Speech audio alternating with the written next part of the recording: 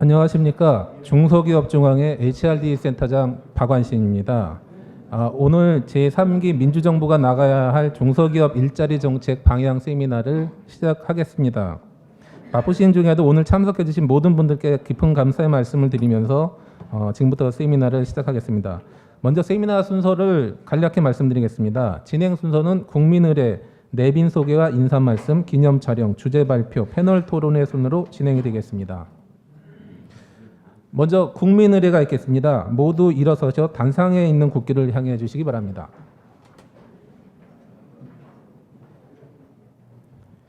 네, 국기에 대해 경례.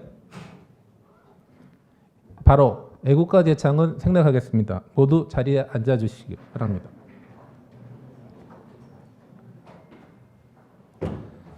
다음은 내빈 소개가 있겠습니다. 먼저 중소기업의 일자리 창출에 힘을 실어주시기 위해 오신 더불어민주당 내빈을 소개해드리겠습니다. 큰 박수로 환영해 주시기 바랍니다.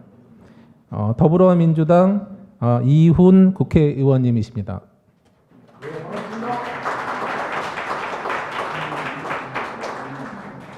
네, 더불어민주당 유동수 국회의원님이십니다. 네, 그리고 우원식 원내대표님께서 당초 저희 그 세미나에 참석하시기로 일정이 되셨는데 지금 10시에 그 청와대에서 이제 정무수석님이 오신 것 같습니다. 그래서 일정이 조금 늦어지셔서 그 상황에 따라서 참석을 못 하실 수도 있을 것 같습니다. 그래서 양해의 말씀을 드립니다. 다음은 좋은 일자리 창출에 앞장서고 있는 중소기업계 내빈을 소개해 드리겠습니다. 먼저 박성택 중소기업중앙회 회장님이십니다.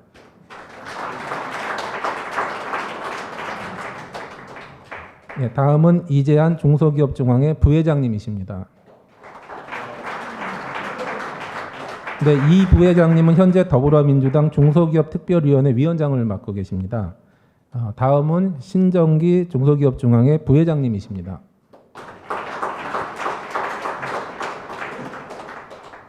예, 다음은 김문식 중소기업중앙회 이사님이십니다.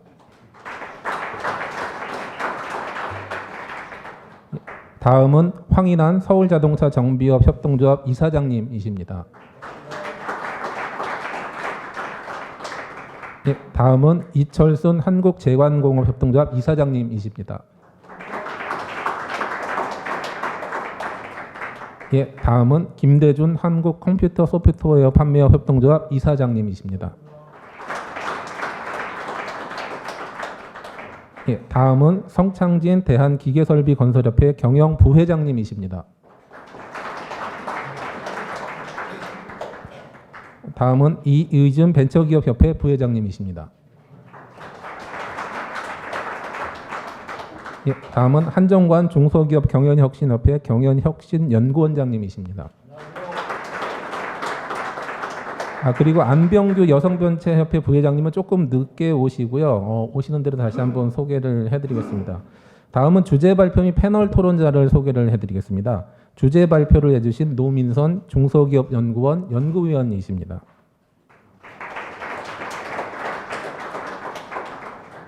네, 토론의 좌장을 맡아주신 이윤재 송실대학교 경제학과 교수님이십니다. 예, 토론자이신 최병길 인천대학교 건설환경공학부 교수님이십니다. 네, 이승길 아주대 법학전문대학원 교수님이십니다. 네, 이상훈 중소기업청 판로국장님이십니다.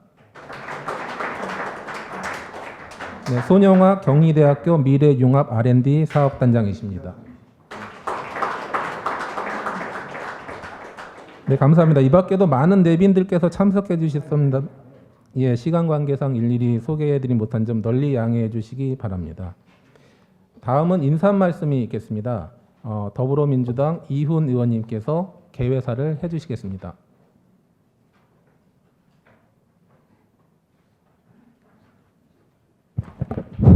예, 안녕하세요. 저 더불어민주당 소속 국회의원 이훈입니다. 제가 산업자원통상위원회 위원이다기 보니까 중소기업 문제나 소상공인 진흥 문제에 관련해서 관심을 사실은 안 가질 수가 없더라고요. 그래서 이제 지금까지 그렇게 해왔는데 아직도 뭐 관심 가지고 문제가 해결이 안 되더만요. 그래서 정권이 바뀐 시점에서 이걸 어떻게 해야 되나 이제 이러저러 이제 고민들 중에 있습니다. 그래서 좋은 토론들을 사실은 중소기업 중앙이나 중소기업 연구원에서 마련하셔가지고 저는 이제 안내만 하는 입장입니다. 그래서 이런 일들이 계속 많아져서 진짜 중소기업이 좋은 일자리가 됐으면 좋겠다는 생각을 하고 있습니다.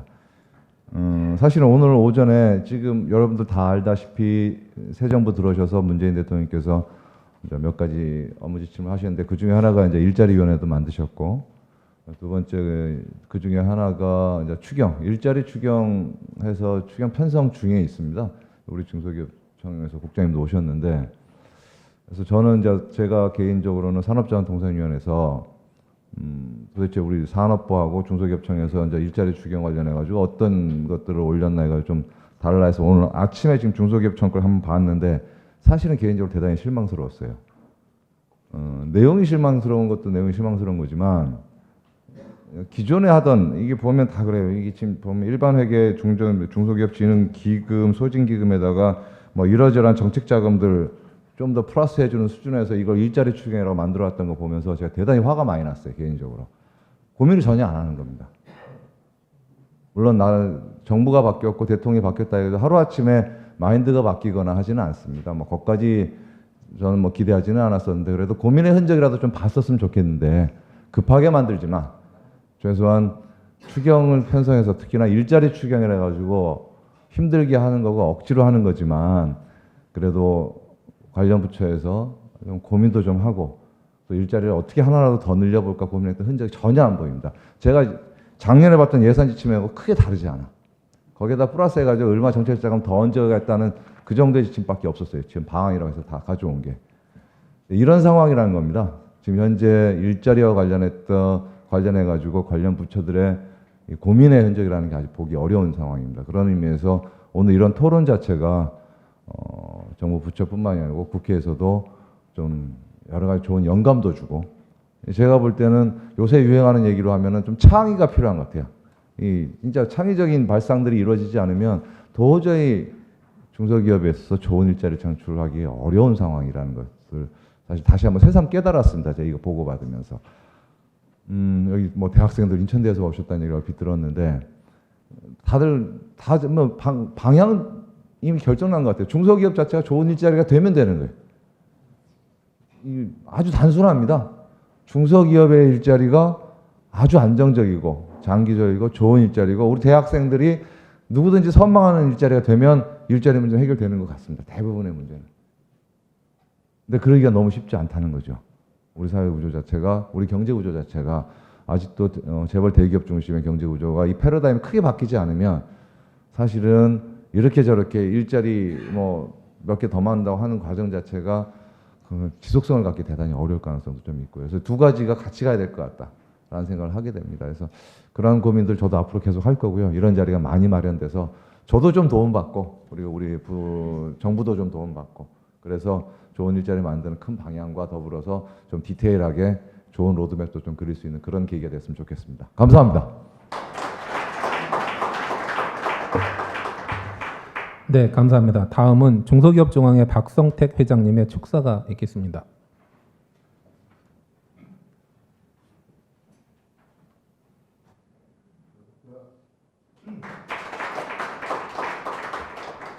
네, 앞서 이훈 의원님께서 너무나도 전곡을 찌르는 말씀을 하셨습니다. 중소기업이 환경이 좋고 좋은 회사면은 아마 지금 청년 실업이 미스매칭 되는 것이 거의 해소될 겁니다. 지금 저희들은 뭐 10인에서 한 20인 정도의 제조업 공장들은 대졸 사원을 구경을 못 해요.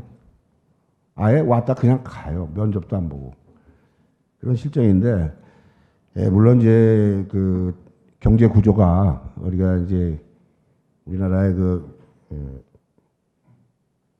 뭐 고시, 대기업 뭐 이렇게 몇 프로의 그 상위권만 쳐다보는 우리 이 문화가 큰 문제지만 그렇게 만들어진 지금 구조를 어떻게 이걸 해소하느냐 하는 것이 중소기업의 그 물꼬를 트는 그런 방법 아니겠느냐고 생각합니다. 그건 제가 그렇게 생각합니다. 이 대기업 등 뭐 여러 기득권을 해체해야 됩니다. 그 턱을 만들어 놓으니까 거기 들어가면 기득권이고 상위권이고 턱이 있으면 이게 안 가도 되는데 턱에 올라가려고 그러니까 이게 그 밑에 99%는 전부 다 실패자가 되고 그래서 이 취업 시장도 노동 시장도 그렇게 됐습니다. 그 우리 사회자는 이제 앞으로 우리 의원님들 이렇게 어려운 시간에 오실 때 이렇게 좀 홍보를 해야 됩니다. 이원 의원님은 금천 지역구 국회의원이시고 압도적인 표차로다가 대신 보시고 유동수 의원님은 계양갑에 예, 또 이번에 초선으로 당선되었습니다. 그리고 특히 두 분 다 산업위원회 의원으로 계시기 때문에 저희는 굉장히 잘 모셔야 되는 입장입니다. 앞으로 잘 모시겠습니다. 감사하고요. 오늘 하여튼 충분한 토론 그걸 거쳐서 좀 뭔가 아까 의원님 말씀처럼 방향을 좀 잡아줬으면 좋겠습니다. 저희 중소기업도 반성할 게 많습니다. 근로 환경을 개선해야 됩니다. 우리는 뭐 밖에 핑계만 댈 게 아니라 우리 스스로도 혁신하는 그런 자세가 필요하다고 봅니다. 급여도 급여지만 근로 환경이 좀 우리가 부실합니다. 그래서 새마을 운동이라도 한번 해야 되든지 했는데 마침 스마트 공장을 지금 도입하고 있는데 이걸 좀 업그레이드해서 스마트 공장과 연결해서 공장 근무 환경 혁신을 같이 추진하려고 합니다. 그런 면에서 우리 중소기업인들 앞으로 관심 많이 가져주시기 바랍니다. 예, 고맙습니다. 네, 감사합니다. 다음은 더불어민주당 유동수 의원님의 축사가 있겠습니다.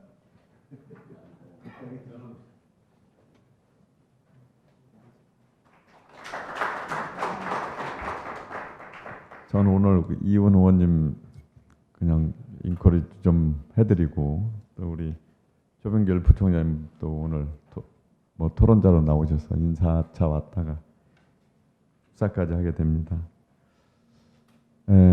제가 최근에 이제 선거 과정에도 많은 유권자들한테 말씀드린 얘기인데 우리 사회가 희망의 사다리, 기회의 사다리가 이미 좀 상실되지 않나. 저희 세대 때 대학교 졸업할 때 대기업 한 서너 군데 합격 안 한 사람이 없었거든요. 그래서 우리 앞 세대가 저희한테 준 그 기회의 희망의 사다리가 그렇게 소중하게 못 느꼈어요. 근데 지금 느끼고 있습니다. 그래서 이 우리나라 경제 정책을 근본적으로 좀 바꿀 때가 되지 않았나 이런 생각이 들고요. 지금 우리나라 전체 기업 수로 보면 0.1% 정도의 기업 숫자가 우리나라 전체 GDP의 50% 이상을 생산하는 나라. 이게 대기업과 중소기업의 차이가 점점 확대되고 또 대기업 내에서도 4대 그룹에 이렇게 집중화되는 현상들을 좀 깨지 않으면 우리 경제가 한 발짝도 못 나간다 이런 생각이 듭니다. 그래서 이 일자리 창출은 결국은 중소기업에서 일어나거든요. 대부분 다. 그래서 이렇게 정부가 중소기업에게 시혜적으로 이렇게 베푸는 중소기업 정책이 아니고 근본적으로 중소기업들의 체질을 바꾸는 아까 우리 박성택 우리 중소기업 중앙회 회장님께서 말씀하신 이 스마트 팩토리 같은 거 우리 4차 산업혁명을 막 떠들지만 공부를 해보면 손에 전혀 잡히지 않습니다. 근데 현장에서 보면 스마트 팩토리가 손에 잡히거든요. 사실 그게 우리 현실에 와 있는 4차 산업혁명입니다. 특히 독일도 인더스트리 4.0이 현장에서 일어나는 4차 산업혁명이었거든요. 그래서 우리나라 중소기업 정책들이 중소기업이 당장 필요한 적재적소에 정확하게 그 정책들이 반영돼서 중소기업이 체질이 강화될 수 있도록 이렇게 만드는 그런 일에 좀 더 우리 이원 의원님과 같이 산업자원 통상위에서 열심히 일하겠다 이렇게 약속을 드리겠습니다. 감사합니다. 네, 다음은 기념 촬영이 있겠습니다. 단상을 정리하는 동안 잠시만 기다려 주시기 바랍니다. 네, 감사합니다. 그럼 지금부터 세미나를 시작을 하겠습니다. 먼저 노민선 중소기업연구원 연구위원님께서 새 정부가 나가야 할 중소기업 일자리 정책 방향에 대해 발제를 해주시겠습니다. 노민선 연구위원께서는 앞으로 나와주시기 바라며 큰 박수 부탁드립니다.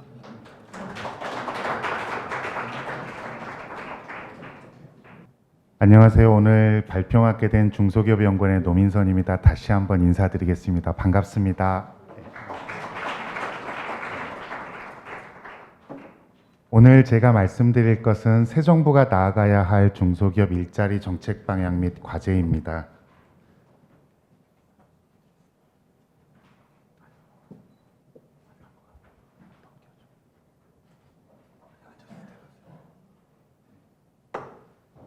오늘 말씀드릴 순서는 국내외 환경 변화, 중소기업 취업에 대해서 이해관계자들이 어떻게 생각하고 있는지, 그 다음에 중소기업 일자리 창출 관련된 주요 이슈, 그 다음에 중소기업 일자리 창출 방향 및 정책 과제 순으로 말씀드리겠습니다. 먼저 국내외 환경 변화입니다. 일단 아무튼 여러분들께서 많이 기사를 보고 계시겠지만 우리나라 잠재 성장률은 가장 빠른 속도로 하락할 것으로 전망을 하고 있습니다.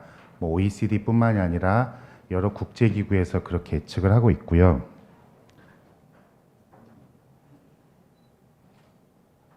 그 다음에 아시아 국가들도 우리나라 마찬가지로 미래 위기가 발생할 가능성이 높습니다. 그리고 빨간색으로 했지만 2017년부터 2019년까지 우리나라가 기준금리도 인상을 하고 한국에 금융위기가 올 가능성도 있다.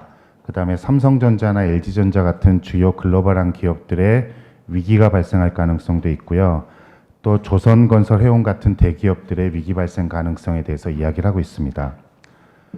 그 다음에 아마 여러분들께서도 4차 산업혁명에 대해서 한두 번 이상은 다 들어보셨을 것 같습니다. 그러니까 WF에서 슈밥 회장이 다보스 포럼에서 2020년까지 710만 개의 일자리가 자동화 등을 통해서 없어질 것이다.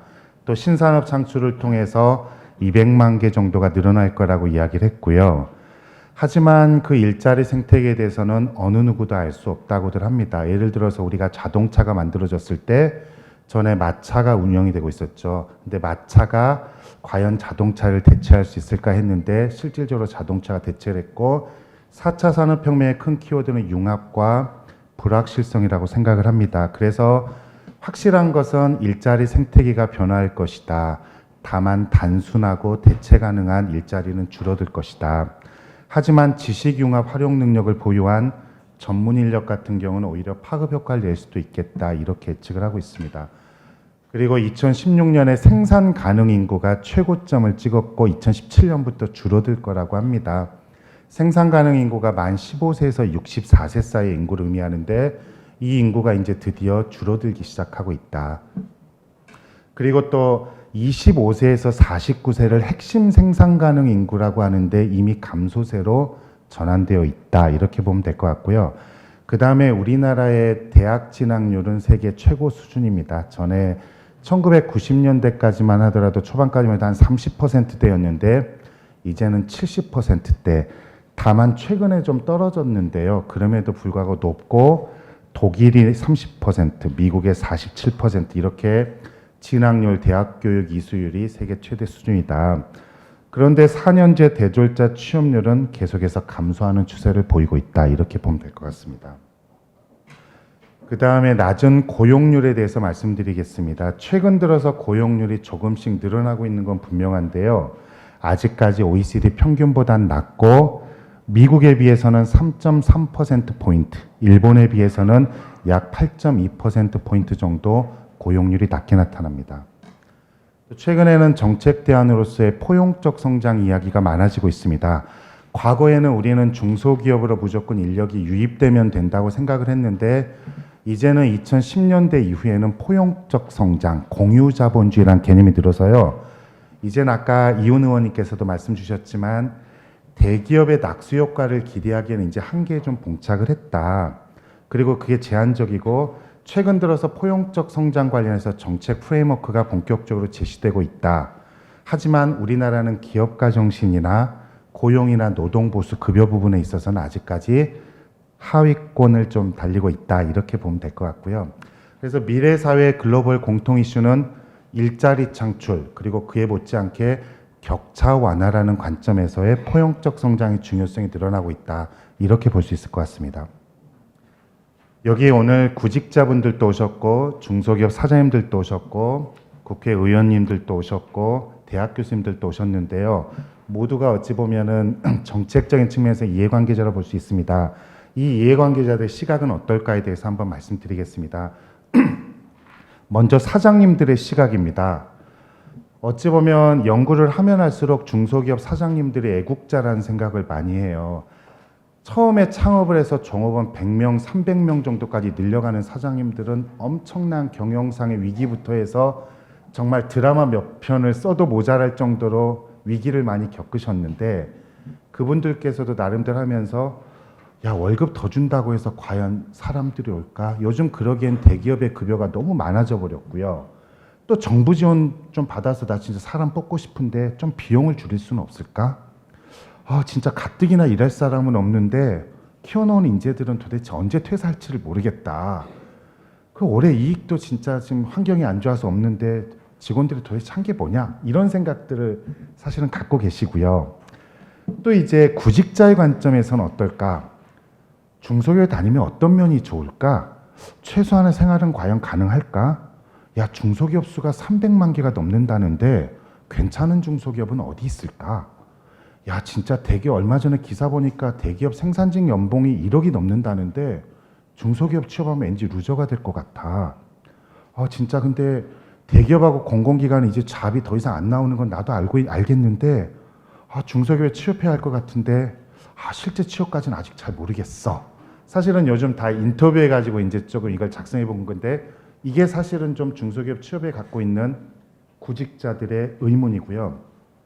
학부모님들이 갖고 있는 내 자식들이 중소기업 취업에 대해서 갖고 있는 의문에 대해서 말씀드리면 자식들이 일단 대학이나 대학원까지 졸업하고 좋은 직업을 가졌으면 좋겠어. 근데 내가 진짜 빨리 그만둬야 되는데 자식 교육비용을 좀 줄일 수는 없을까? 내가 퇴직하기 전에 자식들 대학이라도 졸업했으면. 전에 아버님들의 로망은 내 자식들 결혼시키고 그만두시는 게 로망이셨는데 이제는 애들이 대학 졸업할 때까지 근무하신 게 로망이래. 그만큼 이제 좀 많이 좀 빨리 그만두시기도 하고 현실이 변했는데 또 내 자식들은 사람들에게 잘 알려진 회사에서 근무했으면 좋겠어.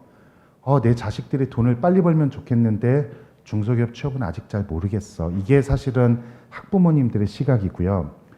그렇다면 재직자들의 시각은 어떨까? 우리는 재직자들이 중소기업에 오랫동안 근무해서 그만큼 생산성도 키우고 국가 경제에 기여하길 원합니다. 열심히 하나 대충 하나 그대로인데 칼퇴나 시켜주면 좋겠어.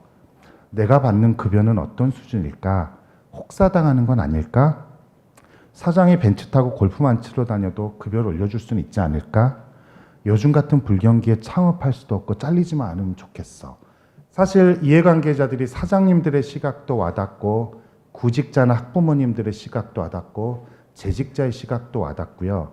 또 최근 들어서 창업에 대해서 많습니다. 과밀 창업 이야기도 나왔지만 창업 관련 이제 애비 창업자분들의 시각은 사회적 분위기로 볼 때 창업을 하면 열심히 해도 돈을 벌기가 어려울 것 같아. 괜찮은 사업 아이템인데 창업 준비하는데 너무 힘이 들고 비용 부담을 좀 줄일 수는 있을까? 창업하다가 잘못되면 왠지 이혼당하고 폐가망신할 것 같아. 어쩔 수 없는 상황이 오면 창업하겠지만 그 시점을 최대한 미루고 싶어. 이게 이제 이해관계자들의 시각입니다. 그렇다면 이제 중소기업 일자리 창출 관련된 주요 이슈에 대해서 말씀드리겠습니다. 중소기업의 높은 일자리 기여도에 대해서는 두말할 나위가 없습니다. 국내 일자리 증가분의 97% 정도를 중소기업이 담당하고 있고요. 중소기업 관련해서 연구하면 할수록 CEO분들이 정말 애국자 같다는 생각도 하는 게 이런 부분입니다. 상위 20개사 상호 출자 제한기업 집단, 소위 말하는 대기업들, 그룹사들 고용수가 지금 2013년을 기점으로 해서 줄어들고 있고요. 약 2만 명 정도가 3년 사이에 줄었어요. 여러분 신규 고용보다 그만둔 사람이 2만 명이 더 많아졌다는 거예요. 늘어났다는 거예요. 그러니까 이게 엄청난 건데 이렇듯 대기업에서 더 이상 일자리를 창출하기는 어렵다. 그리고 청년 고용 성장 지수 상위 100개 기업을 고용부에서 2015년 12월에 발표를 했는데 이때 52개가 중소기업이었다. 일단 일자리 창출, 청년층의 일자리 창출은 주로 중소기업이 담당한다. 이렇게 보면 될 것 같고요. 우리나라 근로자의 평균 노동 시간은 2113시간, 멕시코 다음으로 OECD 2위, OECD 바깥까지 포함한 코스타리카까지 해서 3위 수준입니다. 그리고 노동 생산성에 대해서는 약 29.1% 상대적으로 낮습니다. 물론 물리적으로 비교하기는 어렵습니다. 하지만 노동 생산성이 정체 상태를 보이고 있다는 것은 분명한 것 같습니다. 그 다음에 좀 안타까운 부분 중에 하나가 취업 경험을 갖고 있었는데 취업 경험이 없으면 더 취업하기가 어려워지는데요. 취업을 경험하지 않은 실업자 수가 최근 5년 사이에 2배가량 급격하게 증가하고 있다는 부분에 대해서도 한번 통계를 가져와 봤습니다. 그리고 니트족입니다. 아마 여러분들 많이 들어보셨을 것 같은데요. Not in employment, 회사 잡 없고, Not in education, 교육받지 않고, Not in training, 훈련받지 않고. 실업자하고 니트족의 공통점은 둘 다 취업을 하지 못했다. 근데 니트족은 구직 의사가 없다는 게 문제예요. 그러니까 실업자 같은 경우는 구직 의사가 있으니까 정부에서 정책적으로 개입해주기 쉬운데 얘네들은 구직 의사 자체가 없으니까 정부가 정책적으로 개입해서 도와주기가 어려운데 니트족의 비중이 국가별로 비해서 가장 높은 수준을 보이고 있다. 이게 좀 사회적으로 아쉬운 부분이고요.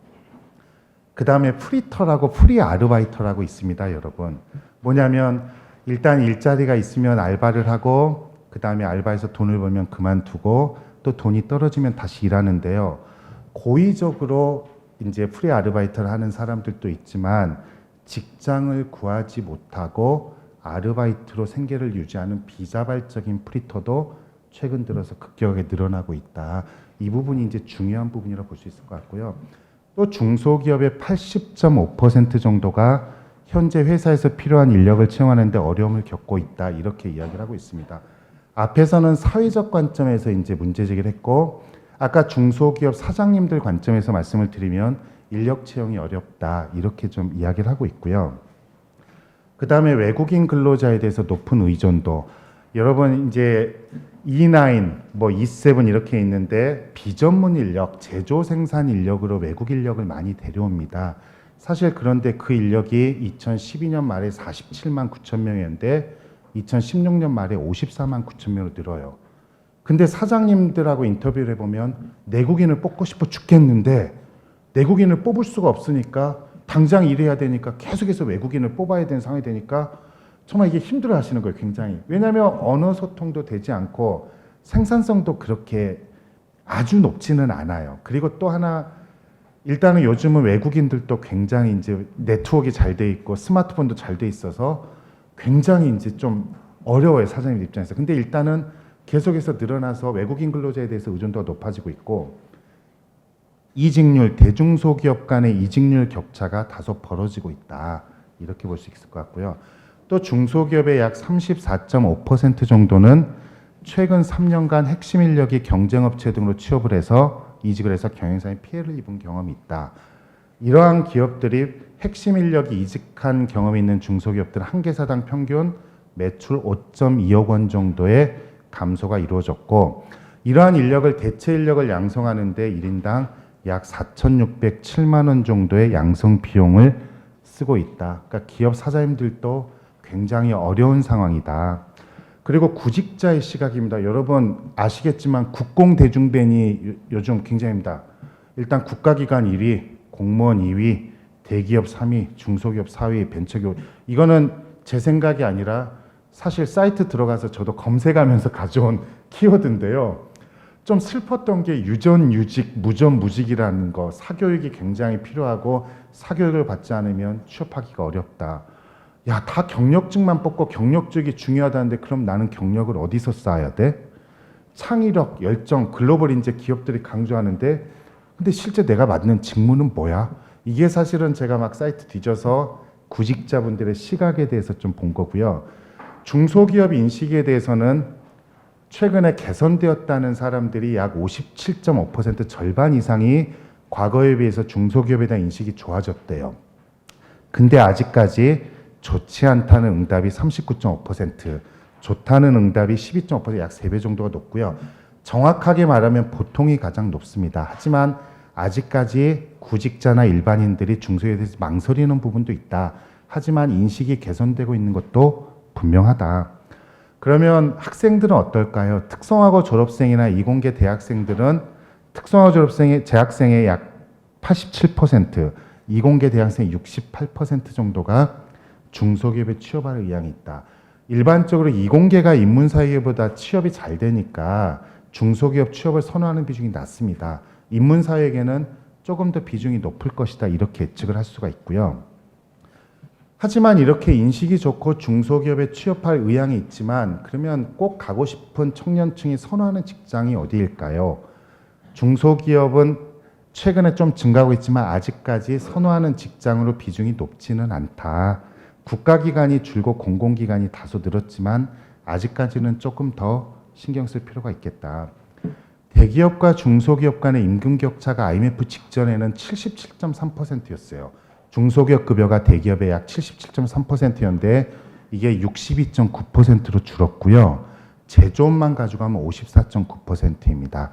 미국이나 일본이나 독일, 영국, 캐나다를 놓고 보면 약 75%에서 80% 수준. 상대적으로 경제가 좀 좋았던 IMF 직전까지만 하더라도 중소기업 근로자 임금이 대기업의 거의 75에서 80%까지 됐는데 그게 많이 격차가 심화됐다. 물론 여기서 명심해야 될 것은 중소기업이 급여를 적게 줘서라기보다는 대기업들의 급여가 지나치게 많이 올라간 부분. 한국과 일본을 비교한 일본 경제연구소의 사례를 놓고 보면 대기업 노조의 전투성, 그러면서 대기업의 급여가 초임 급여가 지나치게 많아지는 부분들도 큰 영향을 미치고 있다. 이렇게 이야기를 하고 있습니다. 그리고 급여 관련된 부분에서는 정액급여, 매월 일정급여를 주는 게 있고 그 다음에 초과급여가 있고 특별급여가 있는데 경영성과급 같은 특별급여의 격차가 심하게 나타나고 있다. 이렇게 놓고 볼 수 있고요. 앞에서도 말씀드렸지만 제조업이 전체보다 높게 나타난다. 그리고 구직자나 재직자 관점에서는 괜찮은 중소기업에 대한 정보가 부족하다. 중소기업 입사 지원 시 애로사항 중에서 5가지가 중소기업에 대한 정보를 찾기가 어렵다. 그리고 학부모 관점에서 보면 부모의 90.9%가 자녀에게 학사 이상의 교육 수준을 기대하고 있고요. 그 다음에 부모가 자녀에게 기대하는 교육 목적은 좋은 직업을 갖게 하기 위해서입니다. 심플하지만 부모님들의 시각은 강력하다. 그리고 자녀 교육 소요 비용은 약 22년간 약 3.1억 원 정도 2012년 기준인데요. 지금은 좀 훨씬 더 많아졌겠죠. 그래서 자녀 교육 소요 비용이 많다. 여러분 전에 우리 아버님 같은 경우는 이제 교직에 계셨는데 교장 선생님께서 좀 은퇴를 늦게 하셨는데 전에는 이제 자식들을 다 키우고 결혼까지 했는데 요즘은 애들을 늦게 낳고 하다 보니까 상대적으로 고등학교 정도 다닐 때 그만둬야 되는 상황이 많이 처해요. 그러니까 중학교까지는 부양을 할 수 있는데 고등학교 이후부터는 급여 수준이나 이런 부분이 좀 어려워지니까 자녀들의 어떤 좀 돈을 빨리 벌었으면 하는 시각도 굉장히 많고요. 자녀 교육비에 대해서는 소득에 비해서 부담이 된다고 응답을 많이 하고 있고 상대적으로 60세 이상 근로자의 급여 수준이 하락하고 있다. 이렇게 보시면 될 것 같습니다.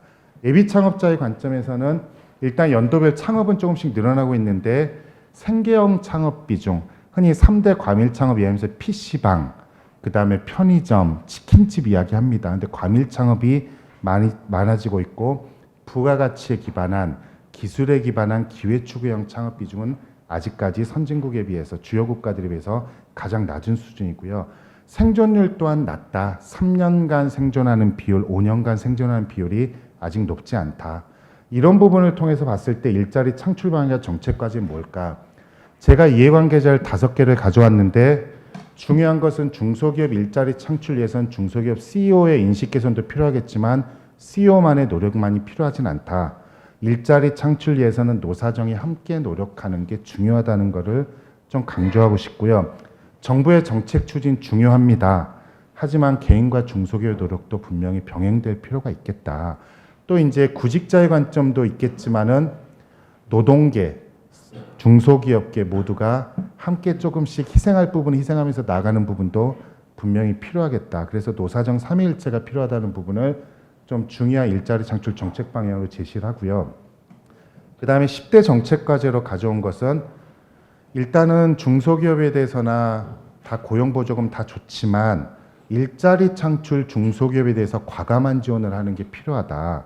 사실은 지금 현 정부에서 이야기한 2+1, 2명을 뽑았을 때 1명을 더 주겠다는 거는 일자리 관련 정책을 할 때 가장 문제가 되는 게 이제 좀 경제에서 보면 사중 손실 이야기하는데 회사가 피차 뽑을 인력에 대해서 고용보조금을 줘버리면 회사는 이러나 저러나 뽑은데 고용보조금을 주면 사실 정부 예산이 날아가는 거거든요. 근데 만약에 2명 정도 뽑으려고 노력하는 기업들한테 1명 더 일자리 창출에 적극적인 중소기업한테 한다면 이런 부분에 대한 손실을 줄이는 데는 나름대로 의미가 있을 것이다. 또 기술 창업을 활성화하는 부분. 중소기업 취업할 때 여러분들 구직자 입장에서 볼 때 중소기업을 취업하면 무엇이 좋은지에 대해서 명확해야 된다. 그러니까 중소기업 취업하면 뭐가 좋은지 예를 들어서 3년간 세금을 면제해 줄게. 지금 70% 감면됩니다. 여러분 모르시죠? 근데 3년간 세금 면제해 줄게. 야, 중소기업 다니면 5년 정도 지나면 니네 대학원 보내줄게. 예를 들어서 이런 좀 강력한 사회적 시그널 이펙트가 중요하다. 왜냐하면 고용보조금 말고 일자리 관련된 정책이 지금 15년 기준 15.8조, 지금 약 17조 된다고 하는데 구직자나 사실 인지를 잘 못해요.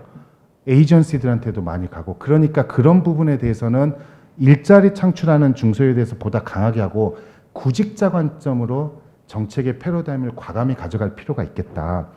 또 여러분 중소기업들 같은 경우는 대학이나 대학원 같은 우수 인력이 가는 것도 중요하겠지만 고졸 취업자들을 해서 성장을 시키는 것도 중요하고요. 바로 알기 노력도 강화할 필요가 있고 대중소기업과 임금 격차를 완화할 수도 있고 장기재직자에 대한 인센티브를 강화할 필요도 있고요. 최저임금의 단계적 인상, 병역대체복무제도의 안정적 운영, 외국인 근로자에 대한 의존도 완화가 이루어질 필요가 있겠다. 짧게 말씀드릴게요.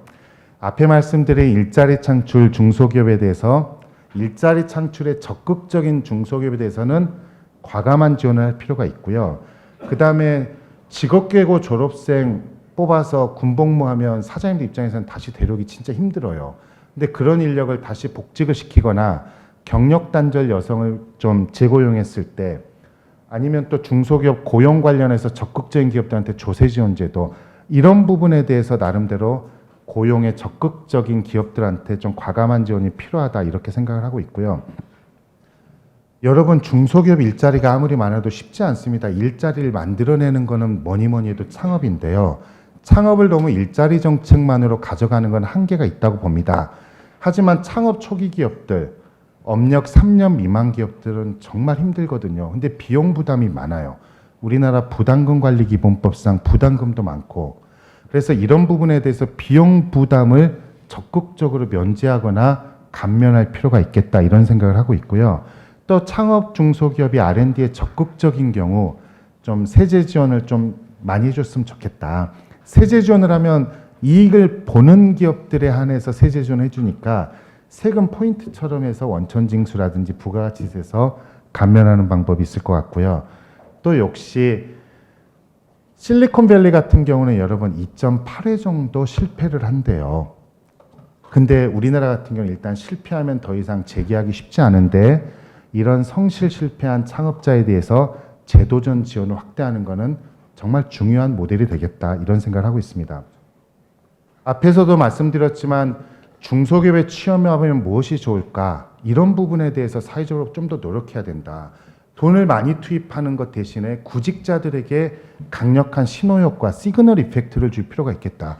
니네들이 이제 중소기업 취업하면 좋은 점들이 늘어나고 정말 성장할 기회가 많아질 거야. 이런 부분에 대해서 사회적으로 좀 더 노력할 필요가 있겠다.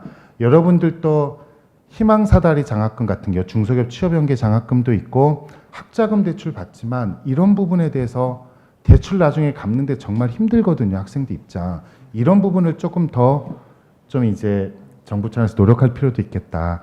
직업계고 졸업생에 대해서 중소기업 취업을 활성화할 필요가 있겠다는 생각을 하고 있고요. 무조건적으로 직업계 졸업생이 중소기업 취업만을 유도하는 게 아니라 이 인력들이 병역 특례도 하고 군 기술병으로도 근무하고 해서 나중에 중소에서 핵심 인력으로 성장하고 궁극적으로 국가 발전에 기여하는 부분. 얼마 전에 다 은퇴하셨지만 여러분 삼성이나 LG전자에 있는 고졸 직원들 나이 드신 분들이 진짜 애국자래요. 일본에 가서 정말 힘들게 기술 배워와가지고 그분들이 정말 많이 하셨대요. 근데 이렇듯이 직업 계고 졸업한 사람들이 계속 중소기업에서 나름대로 역할을 할 수 있게끔 해야 되고요. 그런 부분에서 중소기업 특성화고에 대한 지원도 확대될 필요가 있겠다는 생각을 많이 하고 있습니다. 중소기업에 대해서 바로 알기 노력 강화. 저는 좀 이번에 발표자를 주면서 놀랐는데 중소기업 인식계산 예산이 있는데 19억 정도밖에 안 되더라고요. 중소기업 예산은 엄청나게 많은 것 같은데 인식계산, 근데 이게 13년 이후에 계속 줄어들고 있더라고요. 여러 번 사회적으로 중소기업 인식바뀌어야 된다, 바로 알기 노력해야 된다고 하지만 예산 자체는 100억도 안 되는 거 보고 놀랐는데 이런 부분에 대해서 예를 들어서 TV하고 좀 뭐라 그래야 되나요? 좀 특집 프로그램도 많이 하고 보다 알리려는 노력을 좀 더 정부 차원에서 많이 할 필요가 있겠다. 이런 예산도 좀 더 많이 늘어나야겠다. 일단 최근 들어 굉장히 예산 대비 정부에서 역할을 많이 하고 있다고 하더라고요. 그 부분에 대해서 인터뷰를 해보니까 굉장히 높게 평가를 하는데 예산이 늘어난다면 훨씬 더 조금 더 과감한 좀 지원을 할 수 있겠다 하는 생각을 하고 있고요. 그 다음에 대중소기업 간 임금 격차를 완화하기 위해서 노력을 해야 된다. 구직자들에게 왜 중소기업 안 가냐 이렇게만 하는 건 넌센스일 수 있다. 이런 부분에 대해서 사장님들이 나름대로 성과를 나누거나 경영성과급을 지급하거나 아니면 급여를 올려줬을 때 정부 차원의 정책적 뒷받침이 확대될 필요가 있겠다. 최근에 일본이 그렇습니다. 2017년 4월부터 중소기업이 인건비를 2% 이상 늘렸을 때 법인세에서 공제해주는 비율을 10%였는데 22%로 늘렸어요. 이런 식으로 급여를 늘릴 수 있게끔 중소기업들에게 과감하게 세제상에 좀 뒷받침을 해주는 것도 검토할 필요가 있겠다. 또 장기재직자에 대한 인센티브도 강화할 필요가 있겠다. 장기재직자에 대한 복지 서비스라든지 퇴직공제제도라든지 연구원에 대해서 소득공제하는데 대부분 5년 이상 장기재직했을 때 이 부분에 대한 인센티브는 보다 강화될 필요가 있겠다. 최저임금 인상에 대해서는 다들 동감합니다. 하지만 이 부분에 대해서 사회적 합의를 통해서 인상해야 된다는 시각을 갖고 있습니다. 이게 10,000원이 맞는지 얼마가 맞는지는 알 수 없습니다. 하지만 분명한 거는 인상이 필요하다는 거고요. 그 인상률은 사회적 합의를 통해서 결정을 하고 특히 여러분 여기 중소기업 사장님들이나 조합에서 나오셨지만 이거를 왜 최저임금 인상하는 거는 다 좋은데 중소기업이나 소상공인이나 자영업자가 희생을 해야 되는지 이런 부분에 대해서 피해를 보는 거는 중소기업이라는 사실을 다시 한번 인지할 필요가 있겠다.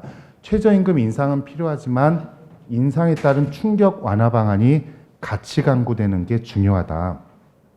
그 다음에 여러분 2016년도에 여러분 대학생들, 고등학생들 난리 났는데 국방부에서 16년 5월에 산업기능요원 제도하고 전문연구요원 제도 이거를 폐지 또는 축소하겠다는 방침을 발표해서 난리가 났는데 이런 병역대체복무제도를 폐지한다고 해서 병역자원 감소 문제가 해결되지는 않는다. 이런 부분에 대해서 오히려 병역자원 감소 문제를 해결하기 위해서 국방부 차원에서도 군복무 인원의 효율적 활용을 위한 방안을 모색해야 되고 이런 중소기업에서 인력, 우수 인력에 대한 안정적 활용 관점에서 제도를 운영할 필요가 있겠다는 생각을 하고 있고요. 마지막으로 외국인 근로자에 대한 의존도가 완화되어 있는데 중소기업에서 외국인 근로자를 내국인으로 대체하려는 노력을 했을 때 지원은 조금 더 확대될 필요가 있겠다. 직업계고의 비중, 직업계고 학생의 비중이 지금 19%인데 이런 부분을 과감히 늘리는 방안도 지금 계속 진학률을 떨어뜨려야 된다고 이야기하는데요. 좀 도움이 될 거라는 생각을 하고 있고요. 또 사회적 합의를 통해서 비정규직 문제나 근로시간 단축 같은 문제, 또 중소기업의 내국인 근로자 비중을 확대하는 방안을 모색하는 협력적 노사관계를 구축하는 게 필요하다. 저에게 부여된 시간이 25분에서 딱 지켰는데요. 이상으로 제 발표 마치겠습니다. 고맙습니다. 네, 감사합니다. 새 정부가 나가야 할 중소기업 일자리 정책 방향에 대해 발제를 해주신 노민선 박사님께 다시 한번 큰 박수를 부탁드립니다. 주제 발표자와 패널 분들께서는 그 단상에 마련된 좌석에 앉아 주시기 바랍니다. 네, 감사합니다. 지금부터 세미나 진행은 좌장이신 숭실대학교 경제학과 이훈재 교수님께서 해주시겠습니다. 이훈재 교수님께 큰 박수 부탁드립니다.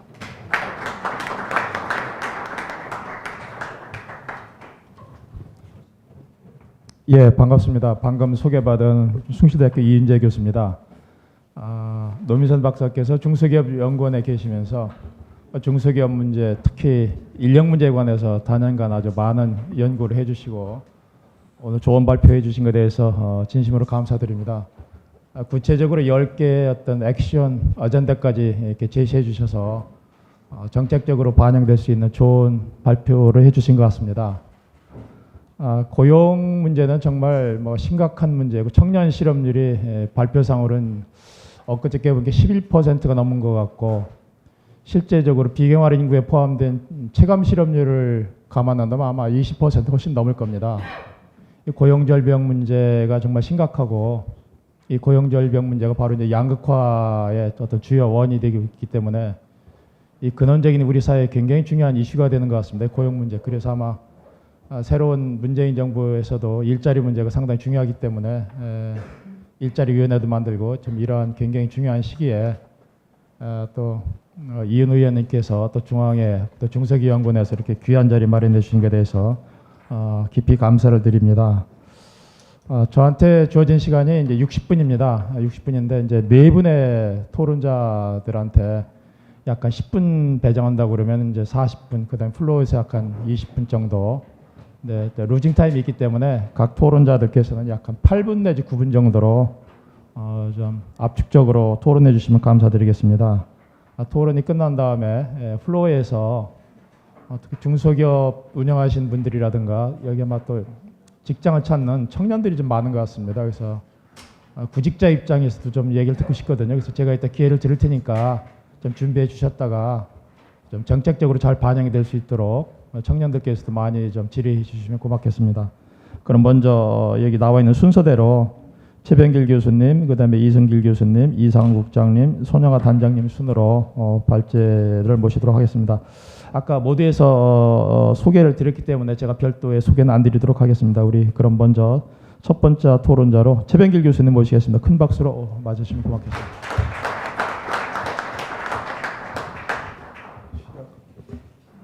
시작할까요? 네네 하시죠. 예, 먼저 오늘 그 세미나를 주최하신 이윤 국회의원님과 중소기업 단체 협의에 감사드리고요. 주제 발표해 주신 노민성 연구위원님께도 감사의 말씀 드립니다. 노 의원님께서 중소기업 일자리의 문제점과 개선 방안에 대해서 총망라하여 말씀해 주셨기 때문에 저는 청년 실업 문제의 가장 근본적인 원인에 대해서 간단히 말씀드리겠습니다. 우리나라의 가장 큰 이슈인 청년 실업 문제를 해결하기 위해서는 저는 이제 일자리 창출이라는 말보다는 일자리 양극화 해소에 중점을 두어야 한다고 생각합니다. 다 아시지만 사실 우리나라의 경우 중소기업 일자리는 상당히 많습니다. 아까도 다 발표에서 말씀하셨고 다른 분들도 말씀하셨지만 그렇지만 청년들이 가고 싶은 대기업이라든가 공무원들의 일자리가 없다는 겁니다. 중소기업 이런 것이 발생하는 이유는 중소기업에 들어갈 경우 다 아시는 겁니다. 첫째 임금이 적고 두 번째 직업 안정성도 상당히 작은 반면에 소위 셋째 의뢰 생활을 해야만 한다는 겁니다. 지금 그래서 결국 일자리는 많지만 이러한 중소기업의 차별화된 현실 때문에 가고 싶은 일자리가 없다는 것이 현재 우리나라의 작품의 현실이라고 할 수 있겠습니다. 이 중에서도 특히 중소기업의 일자리는 의리라는 현실과 인식이 저도 대학에서 학생들을 가르치고 있지만 학생들의 생각이 아주 팽배해져 있기 때문에 청년들에 대한 일에 대한 의지 자체를 상실시키면서 아까 노 의원님께서도 발표했지만 소위 니트로주 저희 나라도 전 세계에서 가장 비중을 차지하고 있고 양산시키고 있는 실정입니다. 또한 공무원직에 대한 아주 강폭적인 선호도를 만들어내고 있습니다. 학교에 있으면 요즘에 제가 학교 다닐 때 제가 80학번인데 그때하고는 다르게 학생들 그때는 한 5년 전, 10년 전만 해도 학생들이 이제 교수님한테 와서 일자리 좀 추천해달라고 그런 학생들이 있었는데 지금 거의 없습니다. 그러니까 그냥 1년 쉬면서도 뭐 공무원 시험 준비를 한다 그러고, 대기업 같은 경우는 요즘에는 뭐 이렇게 시스템에 의해서 어떤 채용이 이제 이루어지기 때문에 굳이 뭐 교수를 찾아올 이유가 없습니다. 그래서 어떻게 보면 그 추천해 주시는 제가 그 갑이 아니라 완전히 을이 됐습니다. 뭐 학교에서는 자꾸 취업률을 높이라고 그러는데 좀 누가 이렇게 그 지인들이 그 좀 일자리를 부탁해도 학생들한테 연락을 해도 안 옵니다. 저한테. 이런 정도의 그 실정이 지금 되고 있다고 생각합니다. 그래서 정부가 이게 아무리 나선다고 해도 같은 뭐 말을 제가 반복하고 있지만 삼성, 뭐 현대와 같은 대기업을 만들 수가 없다는 것은 저희들 누구나 다 알고 있는 사실입니다. 결국 그 새로운 중소기업이 만들어진다고 볼 때 일자리 창출하면 위와 같은 그 일자리 양극화가 해소되지 않는 한 일자리는 뭐 늘어날지 모르지만 청년 실업률은 결코 줄어들지 않을 것이라고 저는 그렇게 생각하고 있습니다. 새 정부가 추진하는 지금 공공부문의 일자리 창출도 이게 뭐 마중물은 들 수 있겠지만 실업률을 줄이는 데는 한계가 있을 것으로 생각합니다. 청년들의 그 공무원이라든가 아까 그 발표에서 나왔지만은 이런 공군 부분에 대해서 매우 선호하는 상황인데 계속 지속되는 한 오히려 이는 일자리 양극화를 심화시킬 수도 있겠다. 그것만 그 자꾸 그 바라보는 어떤 그런 분위기를 조성해서 오히려 일자리 양극화를 갖다가 심화시키고 결국은 또 청년 실업률은 결코 줄이지 않는 이런 일이 반복될 수 있겠다라고 저는 생각합니다. 4차 산업혁명이 시작되면서 기존의 일자리를 대체할 새로운 일자리를 만들어내고 이에 적응할 수 있는 인재 교육 및 양성도 상당히 중요하지만 근본적인 일자리의 양극화를 해소하지 않는 한 청년들의 실업률은 쉽게 줄어들지 않을 것으로 생각합니다. 따라서 이제는 중소기 일자리의 차별성, 저임금, 그 안정성, 그다음에 그 불평등, 소위 의리등 그 불평등을 정책적, 제도적, 법률적 나아가 그 사회적으로 사회적 합의에 의해서 개선해서 일자리를 양극화를 해소하는 것이 청년 실업률 해소의 가장 근본적인 방법이 될 것으로 생각합니다.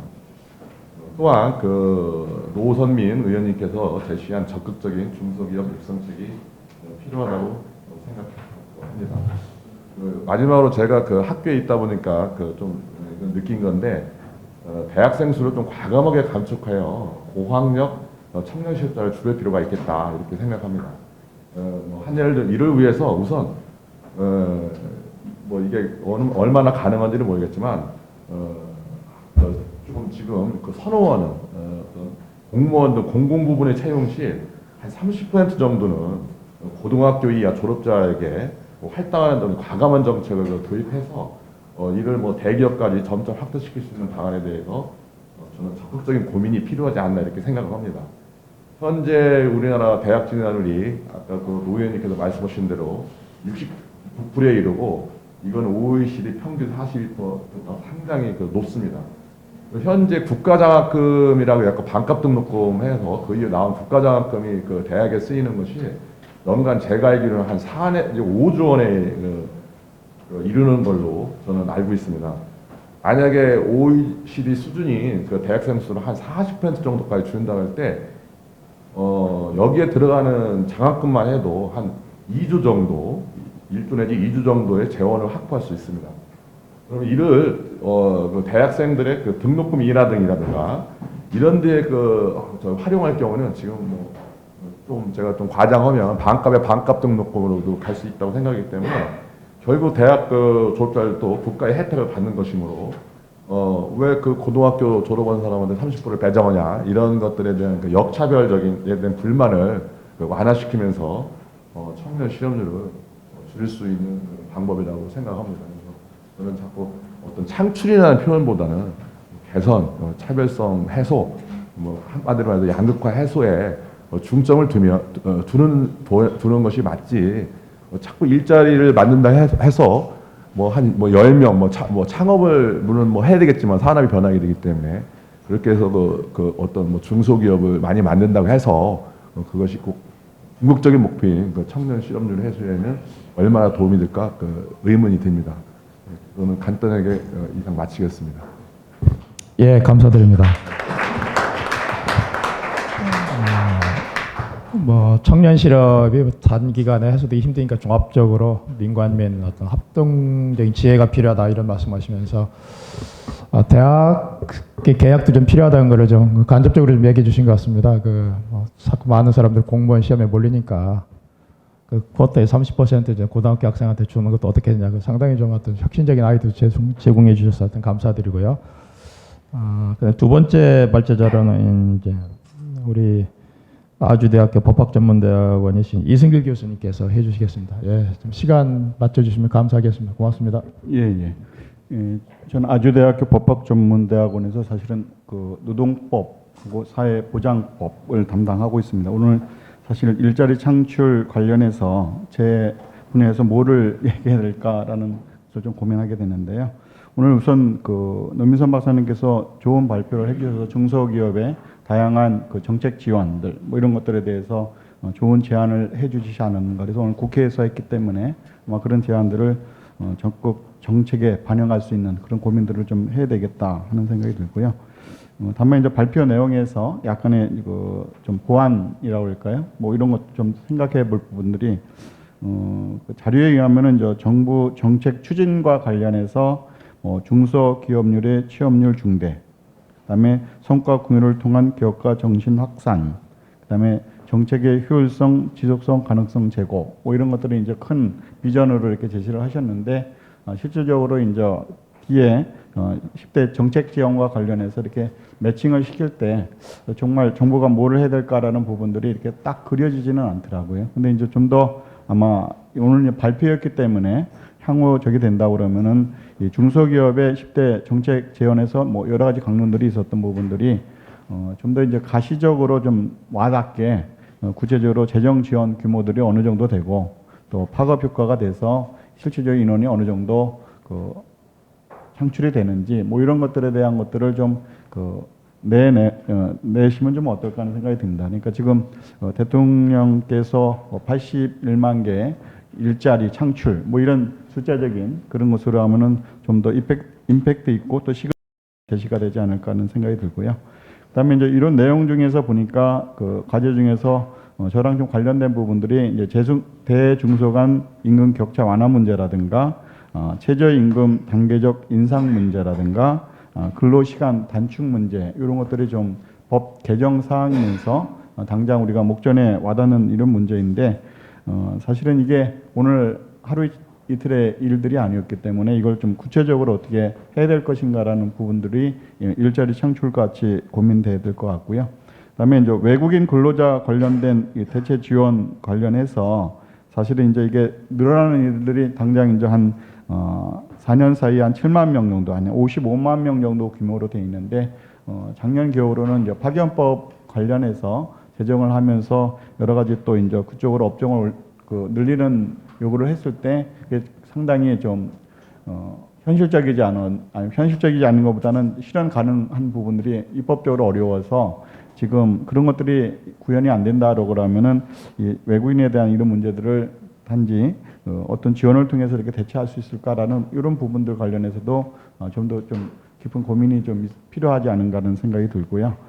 그다음에 이제 사실은 현재 이제 이 대선이 끝난 다음에 사실은 이제 큰 언론에 이렇게 보도된 것들을 이렇게 보게 되니까 당장 이제 공공 일자리 부분 80만 개가 이게 신설이 되는 거더라고요. 보니까 신설이 되는 거고 그게 물론 이제 5년 임기 내에 하는 거지만은 당장 금년 내에 한 13만 4천 명 정도 이렇게 신설이 되는데 그것과 관련해서 중소기업하고 관련된 이런 부분들이 있나 보니까 이게 이제 공공 부분이니까 전혀 관계가 없는 것 같아요. 그리고 이제 이것 관련해서 추경을 당장 책정한다고 그랬는데 뭐 경제가 요즘에 이제 수치상은 좋아서 한 10조 원 정도 마련하는 부분들에 대해서는 어느 정도 이제 가능이 있다라고 이렇게 기재로 발표를 하는데 지금 우리가 이제 얘기하는 중소기업 이런 문제에 관해서 가시적인 중요성이 있다라고 그러면은 같이 좀 고민해야 될 것이 아닌가라는 생각이 들어서 지금 그게 전혀 연계가 안 돼 있다라는 부분들을 좀 말씀을 드리고 싶고요. 그다음에 이제 뭐 대통령께서 갑자기 인천공항 가셔갖고 사실은 이제 비정규직 넓은 의미에서 이런 부분들을 정규직화하는 부분들을 이제 적극적으로 물론 이제 단서는 있었는데 이제 공항에 계신 사장님께서 그냥 금년 내 하시듯이 이렇게 얘기를 해서 그 다음 날서부터 보니까 이게 이제 모든 비정규직이 정규직화되는 그런 비전을 제시한 것으로 얘기가 돼서 여러 가지 이제 현장에서의 노사 갈등 문제 이런 것들이 좀 나타나고 있는데 사실은 이제 그 제 법적으로 봐도 사실은 시장이 있는데 비정규직화가 다 정규직화된다는 것은 지극히 비현실적인 것이고 또 그다음에 이런 부분들이 다 고용로 바로 이어갈 거라고 시장이 돌아간다는 것도 쉽지는 않은 것 같아요. 그러니까 그런 고민들이 지금 당장의 문제가 아니고 그전에도 같이 고민을 했을 텐데 안 된 이유는 여러 가지 이유들이 있었을 것 같습니다. 그래서 그런 이유들에 대해서 좀 더 세밀한 분석과 검토가 필요하고 중소기업에서도 그에 맞추어서 나름대로 중소기업에서 얘기할 수 있는 이런 부분들이 좀 현실 가능한 부분, 그러니까 단기적인 과제가 됐던 중장기적인 과제가 됐던 이런 부분들을 나누어서 제안을 한다라고 하면은 아마 정치권에서도 또 정부에서도 쉽게 마련할 수 있지 않을까라는 그런 생각이 들고요. 그다음에 이제 사실은 이 중소기업 관련해서 사실은 이제 가장 정책적으로 지금 그 대통령 공약집에 나와 있는 부분에서 좀 매칭을 서로 시켜갖고 이거 이제 공약했으니까 좀 지켜야 되는 이런 얘기를 해야 될 것 같은데 중소기업과 관련된 부분들에 대해서 굉장히 추상적인 얘기들은 많은데 구체적으로 뭘 해주겠다라는 부분들이 잘 잡히지 않더라고요. 그래서 제가 아까 이제 말씀드렸던 근로시간 문제라든가 최저임금 문제라든가 비정규직 관련 입법들이 중소기업에서 굉장히 그런 부분들을 좀 해달라고 하는 이런 부분들에 대해서 그것이 지금 공약 부분하고는 좀 달리 가서 지금 이제 중소기업 일자리 창출하는 이런 부분에서 그 제도적인 부분에 우리가 검토를 한다라고 그러면은 그런 부분들을 좀 더 구체적으로 제시를 다시 좀 해야 되지 않을까라는 생각이 들고요. 그다음에 이제 건수로는 많은데 사실은 이제 고용 시장에서 근로시간 단축에 대한 파급 효과는 제가 노동법을 전공하지만은 생각 외로는 훨씬 클 것 같습니다, 사실은. 그러니까 이제 지금 규제가 법정 40시간, 연장 12시간 해갖고 52시간 정도인데 지금 현장에서 52시간으로 중소기업이 그것을 공장을 운영할 수 있을까라는 관련해서 중소기업 사장님들 대체적으로 얘기하시는 것들이 경영에 직격탄을 좀 맞을 것 같다. 그런 얘기도 하시고 그다음에 사실 중소기업이 독자적으로 경영을 하시지만은 어떻게 보면 협력사 입장에서 납품, 가격 이런 등등 관련해서 기일을 맞출 수밖에 없는 이런 부분들이 있는데 그런 시간제 내에서 가능할까라는 부분에서 좀 더 확실한 연차적인 착륙을 하기 위한 근로시간에 대한 그런 단축에 대한 대비들 이런 것들이 좀 필요할 것 같고요. 그에 맞물려서 모든 중소기업들이 아마 임금 체계상에 있어서 최저임금의 영향을 좀 직접 받고 있는 것 같은데 지금 그것이 10,000원대로 단기간 내에 상승이 된다 그러면 그런 내에서 그 기업 운영이 가능할 것인가라는 부분에서 좀 여러 가지 고민이 되고요.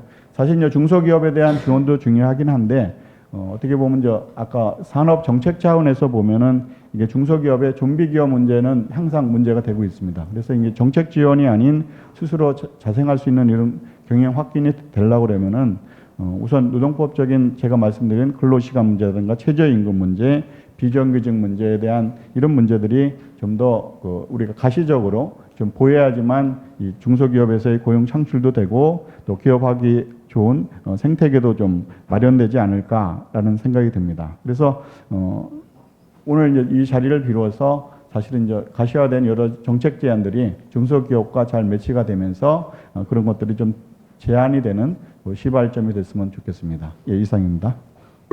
예, 감사드립니다. 중소기업이 고용의 원천이라고 하면서도 사실 현실적으로 최저임금 상승시킨다든가 근로시간 같은 것을 단축시켰을 때 중소기업이 경영이 어려워서 실질적으로 고용을 오히려 더 힘들게 하지 않겠느냐 이런 상충적인 문제를 좀 잘 조화롭게 해야 되지 않느냐 하는 측면에서 상당히 중요한 문제점을 좀 지적해 주셨습니다. 예, 감사드립니다. 이제 우리나라 중소기업의 정책에 관해서 전반적으로 다루고 계신 중소기업청의 경영팔로 국장이신 이상훈 국장님 모시고 중소기업 전반에 관해서 특히 고용 전반에 관해서 말씀 듣도록 하겠습니다. 예, 이 국장님 모시도록 하겠습니다. 예, 박수로 환영해 주시면 고맙겠습니다. 네, 여러분 반갑습니다. 이제 중소기업청의 이제 경영팔로 국장입니다. 오늘 우리 이 연구원의 이제 노민선 박사님이 제언해 주신 10가지 어떤 방향성에 대해서 우리 정부 입장에서 좀 이렇게 검토를 해야 될 그런 부분도 있는 것 같고요. 두 분 이제 저보다 먼저 이렇게 코멘트 주신 그런 내용에 대해서도 말씀을 좀 드려야 될 부분이 있을 것 같습니다. 지금 하여튼 신정부 이제 들어서서 얼마 되지는 않았는데 하여튼 우리 일자리 정부 이제 일자리 대통령을 이제 표방하고 뭐 지시사항 1호로 이제 일자리 이혼의 출범을 이제 앞두고 있는 이런 상황에서 하여튼 일자리 창출과 확산이 가장 큰 신정부의 어떤 정책 과제임을 지금 천명을 하고 있습니다. 그 관련해서 우리 지금 일자리 이혼회도 아마 조만간 이제 구성이 될 것 같고 일자리 추경 이런 부분도 저희들이 받아서 이제 후속 과제를 만드는 그런 과정에 있고 또 무엇보다도 이제 이 대통령 이제 공약으로 일자리 관련된 공약의 이제 후속 조치도 저희들이 이제 이행 방안을 관련 부처에서 방안을 수립하고 있다는 그런 말씀을 드리고요. 어느 정도 이제 시간이 지나면은 그런 부분에 대해서도 뭐 이런 자리를 통해서 한번 의견을 수렴하는 그런 기회를 가지지 않을까 뭐 그렇게 생각합니다. 어쨌든 일자리 정책의 가장 큰 이제 핵심적인 것은 우리 이제 고용 창출의 원천이라고 할 수 있는 중소기업 정책이 오히려 일자리 문제를 해결할 수 있는 가장 근본적인 수단이 되지 않을까 저희들은 그렇게 생각을 하고 이 중소기업 정책을 더더욱 이제 현장에서의 어떤 일자리 문제를 해결하고 있는 그런 수단으로 더 가깝게 이제 가야 되겠다 이런 생각을 하고 있습니다. 그래서 우리 중소기업 정책도 이제 기존 기업에 대해서는 뭔가 이제 매출을 좀 이렇게 확대시켜주는 그런 쪽으로 매출 확대를 통해서 이제 인력이 좀 더 많이 고용될 수 있는 이런 쪽으로 뭐 수출이나 판로 이런 쪽에 이제 정책적인 연계성을 저희들이 좀 강화를 하고 있고요. 또 신규 이제 창업하는 이런 창업 시장에 대해서도 뭔가 이 선순환 이 생태계가 좀 구축될 수 있도록 뭐 그런 식의 어떤 정책을 구사하고 있습니다. 뭐 창업 쪽에서도 뭔가 기존의 어떤 그 대출 중심의 어떤 관행을 이 출자 또는 투자 중심으로 이렇게 뭐 바꿔주는 뭐 그런 식의 어떤 정책을 이렇게 하고 있고요. 그리고 이 실패에 대해서도 뭔가 좀 자산 내지는 경험으로 활용할 수 있도록 제도적 환경을 만들어 주기 위해서 이런 연대 보정제 이런 것을 좀 폐지하는 이런 것도 지금 공약이 좀 반영이 되어 있는 것 같고 여러 가지 이제 제도전 하기 위한 여러 가지 교육이나 뭐 컨설팅 자금 이런 연계된 이런 패키지 지원도 이렇게 하고 있고 뭐 그런 식으로 지금 이 중소기업 정책을 하여튼 일자리 중심으로 저희들이 몰아가고 있다 하는 말씀을 드리고 저도 뭐 지금 우리 현장에서 제가 이제 뭐 근무할 기회가 있어서 이제 대구 경북 지방청장으로 한 1년 정도 이제 근무한 적이 있는데 요즘 이제 현장에 계시는 기업인들은 이제 정부에 대해서 그렇게 크게 이제 원하는 것도 없는 것 같습니다. 이제는 뭐 자금이라든지 뭐 판로라든지 뭐 이런 부분은 또는 아니 뭐 기술은 스스로 해결을 할 테니까 적어도 이 인력 부분에 대해서는 좀 정부가 좀 이렇게 직접적으로 공급을 해주는 그렇게 돼야 사람이 모든 문제 해결 단초인데 사람 구하기가 이제 너무 힘들어서 기업이 너무 힘들다. 특히 이제 지역에 있는 기업인 분들은 그런 말씀을 많이 할 정도로 하여튼 우리 중소기업의 어떤 인력난이 굉장히 일단 심각한 수준이다. 이런 얘기를 지금 듣고 있습니다. 그래서 우리 여기 지금 최병길 교수님도 이제 그런 말씀 줬지만은 일자리 뭐 창출도 줬지만은 일자리 양극화라는 말씀을 주셨는데 결국에는 이제 인력의 어떤 그 미스매치를 어떻게 해소해야 될 거냐 하는 그런 부분에 어떤 정책을 초점을 줘야 된다 하는 식으로 저는 이해를 하고 있습니다. 여기 우리 노민선 박사님이 발표하신 내용에도 있지만 심각한 취업난에도 이제 중소기업에는 취직하지 않겠다는 이제 이공계 대학생이 한 32%나 이렇게 달하고 있고 또 중소기업의 80.5%가 필요한 인력 채용에 어려움을 겪고 있다. 이런 식의 어떤 미스매치 문제를 해결을 해줘야 되는데 보통 이론적으로 인력 미스매치의 어떤 원인이 세 가지로 저희들은 들고 있습니다. 그래서 이 기본적으로 중소기업 근로에 대한 어떤 보상 이런 것들이 이제 기대하는 보상하고 현실적인 보상 간의 어떤 그 격차하는 이제 보상의 어떤 불일치. 그리고 두 번째는 기업이 기대하는 그 숙련의 어떤 정도가 구직자가 이제 보유한 숙련하고의 어떤 숙련의 어떤 그 차이. 또 세 번째가 기업과 구직자 사이의 어떤 정보 비대칭성에서 오는 정보의 불일치. 이 세 가지를 하여튼 이론적으로 보통 이제 미스매치의 어떤 근본적인 원인이라고 저희들은 바라보고 있습니다. 근데 이 중에서 이제 저희들이 보상 불일치를 위해 가지고 근로 환경 개선이라든지 어떤 대기업에 대해서 임금 격차가 큰 부분을 어떻게 해소해야 될 건가 하는 부분에 정책을 초점을 두고 있고요. 또 숙련의 불일치를 해결하기 위해서는 중소기업이 원하는 맞춤형 인력을 어떻게 이제 우리 중소기업 현장에 공급을 해줄 수 있을 것이냐. 그래서 뭐 특성화고 학생들을 중소기업 쪽으로 유인을 시킨다든지 아니면 대학을 좀 교육 과정에 중소기업계의 니즈를 좀 포함시켜서 산학 맞춤형으로 인력을 공급해 준다든지 아니면은 뭐 중소기업 근로자들에 대한 어떤 계약학과에서 계속 인력을 재교육시키는 그런 문제도 저희들이 해결을 하고 있고요. 또 정보의 어떤 불일치를 위해서는 이제 개별 기업의 어떤 구인 구직 정보의 어떤 비대칭성 이 부분을 어떻게 좀 해소를 시켜줄 거냐 하는 그런 부분에도 저희들이 공급을 하고 있는데 하여튼 이게 좀 망라적으로 이렇게 하다 보니까 좀 현장에 있는 기업 입장에서 봤을 때는 좀 이거다 할 만한 좀 뭔가 실효성 있는 뭐 수단이 안 된다는 그런 비판을 저희들이 많이 받고 있습니다. 그래서 저희들이 봤을 때 가장 큰 이런 불일치 중에서 가장 핵심적인 내용이 바로 이 근로보상에 대한 어떤 불일치가 아닐까 이런 생각을 하고 있습니다. 그래서 지금 뭐 우리 임금 격차의 어떤 이런 원인을 보면은 그 대기업에 대비해서 임금 격차의 그 근원의 이렇게 원인을 들여다 보면은 근본적으로 이 중소기업의 어떤 이직률 격차가 우리 여기 노민선 박사 연구 자료에도 있는데 대기업에 비해서 1.5배 높다고 합니다. 그리고 문제는 또 이 격차가 점점 더 커지고 있고 그러다 보니까 이 직원 입장에서 보면은 이 재직 기간이 임금에 이렇게 반영되는 연공 임금의 혜택을 받지 못하는 그런 좀 어려움이 있고 기업 입장에서는 그 결과로 생산성 이런 악화하고 이제 경쟁력 약화로 이어지는 악순환이 된다는 그런 근본적인 문제가 있는 것 같습니다. 그래서 결국에는 최근에 이제 여기 나와 있는 대로 최근 3년간 핵심 인력 이직으로 뭐 기업이 피해 보고 있는 비율이 30%를 훨씬 넘고 있고요. 아까도 말씀을 드렸지만 핵심 인력 이직으로 인해서 피해 보는 규모가 기업당 매출의 한 5억 원 이상 그리고 뭐 인력 양성 비용까지 포함을 하면은 더 추가적인 비용을 들여다 줘야 되는 이런 문제가 있어서 저희들은 오늘 이 자리에서 이제 이 인력 불일치 해소를 위해서 저희 중소기업청에서 핵심적인 수단으로 하고 있는 두 가지를 이제 말씀을 드리려고 하고 있습니다. 그 첫 번째가 이제 방금 말씀드린 이 핵심 인력에 대한 어떤 성과 보상제, 내일 채용 공제라는 제도를 저희들이 2014년부터 이렇게 도입을 하고 있는데 핵심 인력의 장기 근속을 위해 가지고 사업주와 근로자가 뭐 2대1 비율로 5년간 이제 이 공제에 가입해 주는 제도인데 한 2년이 지났는데 거의 한 2만 명이 가입하는 성과를 보이고 있습니다. 여기 학생분들도 많이 온 것 같은데 또 기업인들도 계시는데 이런 식의 어떤 공제 이 제도를 좀 많이 활용을 하시면은 임금 격차에도 좀 도움이 되고 핵심 인력을 좀 장기 재직할 수 있게끔 하는 그런 수단이 되지 않을까 뭐 그런 생각을 합니다. 좀 사례를 들어보면은 이제 어떤 IT 기업 같은 경우는 270명 근로자 중에 32명을 이제 가입시켜서 성과 연봉제 수단으로 이 내일 채용 공제를 활용하는 그런 사례가 있고요. 또 이제 한 대기업 같은 경우는 협력업체와의 어떤 동반 성장 모범 사례로 이 협력업체 직원 한 100명에게 이제 공제금을 지원해주는 뭐 그런 식의 사례로 이제 내일 채용 공제를 활용하고 있으니까 이런 내일 채용 공제를 조금 더 많이 우리 기업인들이 또는 근로자가 많이 활용을 해줬으면 좋겠다는 말씀을 드립니다.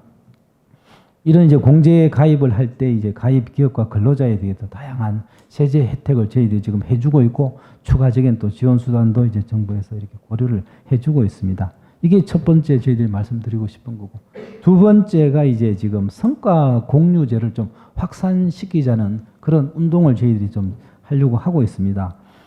지금 여러 가지 어떤 성과 공유가 여러 가지 뭐 대기업과 뭐 협력업체 간의 뭐 성과 공유 그런 개념도 이제 동반 성장이라는 차원에서 많이 쓰이지만은 그것도 중요한 이제 개별 기업의 내부에서 CEO와 근로자 간의 어떤 성과 공유 이런 부분도 많이 이렇게 자발적으로 이루어져야 이런 임금 격차가 해소되지 않을까 이런 생각을 하고 있습니다. 그래서 우리 근로자 대상의 어떤 성과 공유 우수 사례를 저희들이 적극적으로 발굴을 해서 작년에 이제 미래를 이끌 존경받는 기업인을 선정을 해서 작년 12월부터 올해 2월까지 이 사장님이 미쳤어요라는 프로그램을 방영을 하고 있고요. 아마 그 유튜브에도 지금 올라가 있는데 들어가서 사장님이 미쳤다고 하는 이걸 키워드를 치시면은 한 한 12개 기업의 어떤 식으로 성과 공유를 하고 있는지 이 사례를 자세하게 이제 소개를 좀 받을 수 있을 것 같습니다. 그 중에서 재밌는 사례 한 가지를 얘기를 들면은 우리 그 창원에 있는 데오테크라는 그 사장님이 계신데 이 모토가 3일 4석 60이라는 이런 모토를 이렇게 걸고 있습니다. 30세까지는 근로자에 대해서 1억 원까지 벌게 해주고 40세까지는 석사 이르기를 받게 해주고 60세까지는 이제 10억 원을 이렇게 만들게 해주겠다는 걸 지금 실천하고 계시는 그런 기업인입니다. 그래서 2015년을 예를 들면 성과급으로 한 15억까지 준 사례가 있고요. 또 개별 최고 성과를 많이 낸 근로자에 대해 가지고는 당해 연도 이제 3억 원까지 성과급을 준 그런 사례도 있고 또 주택 무상 임대차라든지 무이자 장기 대출 이런 식의 어떤 제도를 통해서 하여튼 성과에 난 부분에 대해 가지고 우리 근로자와 이제 성과 공유를 하는 이런 사례가 있기 때문에 이런 사례들을 좀 많이 확산시켜서 그런 기업들의 어떤 사례를 뭐 다른 기업으로 이렇게 좀 많이 확산을 시켜주는 그런 것도 하고 있고요. 이런 것들이 이제 뭐 성과 공유, 우수 사례 이런 걸 좀 이렇게 확산시켜 주는 거고 또 한 가지 지금 생각하고 있는 게 저희들이 당장에는 우리 중소기업들이 어렵기 때문에 성과를 내기 힘든 게 또 사실입니다. 그렇지만은 현 경영 여건상 우리 근로자 보상 여력이 부족하더라도 나중에 성장하고 난 다음에 주식이라든지 어떤 뭐 이익금의 일부를 지극히로 이제 사전에 이렇게 약정하는 그런 식의 어떤 형태를 사회적으로 이렇게 좀 약속해 주는 그런 우리 미래 성과 공유제라고 저희들이 이름을 붙였는데요. 미래의 성과에 대해서 근로자와 이런 식의 어떤 공유를 하겠다는 것을 사회적으로 이제 선언하는 그런 식의 어떤 캠페인을 지금 저희들이 지금 이제 하려고 지금 준비 중에 있습니다. 그리고 이 미래 성과 공유제를 어떻게 이제 좀 기업에 접목을 시켜야 되는지 이런 부분에 대해서 지금 연구 용역이 진행 중인데 아마 5월 말 정도 되면은 그 결과가 나올 것 같습니다. 그런 부분이 되면은 우리 기업인이나 아니면 우리 학생들을 포함한 근로자 부분도 굉장히 큰 도움이 되지 않을까 뭐 그렇게 생각을 하고 있습니다. 아까 말씀드린 어떤 이런 성과 공유 확산을 위해서 우리 이제 경영 성과급 지급하는 중소기업에 대해서도 경영 성과급 부분만큼은 어떤 식으로든 이제 세제로 다시 돌려주는 이런 방안도 저희들이 이제 고민을 하고 있고요. 이상이 제가 말씀드린 그 두 가지 어떤 이 성과 공유제 문화 뭐 확산을 위한 저희들이 준비하고 있는 이런 핵심적인 내용이라고 할 수 있고 결론적으로 말씀을 드리면 저희들이 지금 하고 있는 이러한 정책들은 어디까지나 이제 보조적인 수단으로 좀 활용을 해야지 이제 근본적인 해결 방안은 안 된다고 말씀을 드리고 싶습니다. 정부의 어떤 지원 수단은 기업이 이제 스스로 할 수 있는 부분에 어떤 마중물 역할을 하는 것이지 그렇기 때문에 우리 기업인 여러분들도 하여튼 스스로 우리 근로자의 임금을 좀 상승시켜주고 생산성을 증진시켜 줄 수 있는 그런 여건을 마련하고 하는 이런 자구적인 노력이 또 선행이 될 때 이 정부 정책하고 이제 결합이 되면 더 시너지 효과가 되지 않을까 그렇게 생각을 합니다. 예, 이상입니다. 예. 중소기업 정책에 관해서 뭐 굉장히 많은데 사실은 시간 제약상 더 자세하게 설명을 못 드린 것 같아서 좀 안타까운 생각이 듭니다만 임금 보상을 중심으로 한 두 가지 정책에 관해서 좋은 말씀해 주셔서 감사드립니다. 마지막으로 우리 손영아 경희대학교 융합 R&D 사업단 단장님께서 좀 토론해 주시면 고맙겠습니다. 예, 박수로 맞이해 주시면 고맙겠습니다. 네, 앞에서 그 노민선 위원이나 나머지 토론자분들이 거의 모든 핵심 사항을 다 얘기를 했고 특히 노민선 위원께서 이렇게 중소기업 일자리에 대한 전반적인 내용을 사실 다 얘기했기 때문에 저도 중소기업 중앙회 일자리 자문위원으로 있고 이번 대선 때 실질적으로 일자리 그 현장의 소리를 주로 정리해서 대선 공약 그거 하는데 저희가 준비를 했기 때문에 이 부분에 대해서는 현 정부에서도 굉장히 관심을 갖고 또 중소기업 중앙회 회장님도 어떻든 최고 많이 관심을 갖는 부분이기 때문에 제가 이제 그 중소기업이나 또 대선 그거 하면서 현장의 어떤 정책을 만드는 게 현장의 어떤 소리하고 어떻게 될 것인가 해서 많은 사람들 얘기를 듣다 보니까 정부 정책과 실질적으로 청년들이나 사업장에 있는 분들의 어떤 굉장히 거리가 너무 많다는 거. 현실성이 국가 정책하고 또 현장에 그거하고는 갭이 너무 많다는 것을 저희가 많이 느꼈습니다. 그래서 많은 부분을 거의 다 우리 노민선 의원께서 다 얘기했지만은 제가 거기서 조금만 더 보완해서 강조돼야 될 부분을 한 3부분만 말씀을 드리려고 합니다.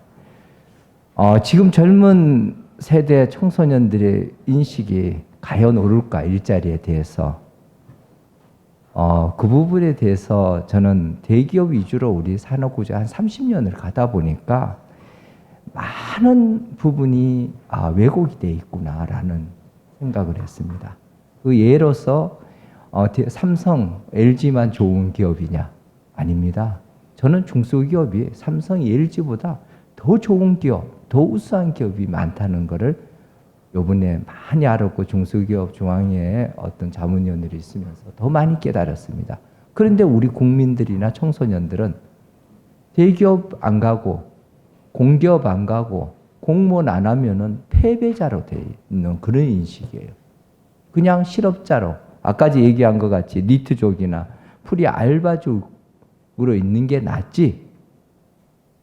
그거 중소기업에 가서 일하는 거는 패배자인데 그런 굉장히 인식이 잘못됐다는 거예요. 지금 현재 신문지상이나 우리 대학생들 여기 많이 와 있지만 저도 대학에 있지만은 M4 세대, 헬조선이라는 신조어가 유행하는 이런 세대예요. 왜 탄생했을까요? 그런 단어가 태어나면서 금수저, 흙수저. 최근에 또 그런 어떤 신조어가 굉장히 많잖아요. 왜? 출발점에서부터 차이 나니까 아무리 노력해도 금수저는 이길 수 없다. 절망적인 사회 구조 때문에 그럽니다. 그거가 진짜 그럴까요? 거기에는 굉장히 왜곡된 게 굉장히 많습니다. 그러니까 그러다 보니까 실질적으로 대기업에 몰리고 공기업에 몰리고 공무원에 전부 다 청소년들이 몰리고 중소기업은 인력난만 일어나는 거예요. 그래서 제가 보기에는 이런 걸 해결하기 위해서는 아까 제 노민선 의원이 얘기했지만 사회 전반적인 인식 변화 이게 없이는 안 됩니다. 그게 홍보 정책인데 그러면 국가에서 이런 부분을 일자리 창출한다고 하면서 중소기업이나 좋은 기업 홍보하는 데 예산을 10억? 또 안 써요. 저는 여기에 1,000억 이상을 써가지고 우리 실질적으로 그렇게 많은 좋은 기업이 있다는 것, 또 중소기업에 가야 더 성공할 수 있다는 그런 인식 전환이 안 되고서는 이런 문제 해결 절대로 안 됩니다. 그래서 기업 사회에 대한 인식 전환이 첫 번째는 저는 필요하다고 생각합니다.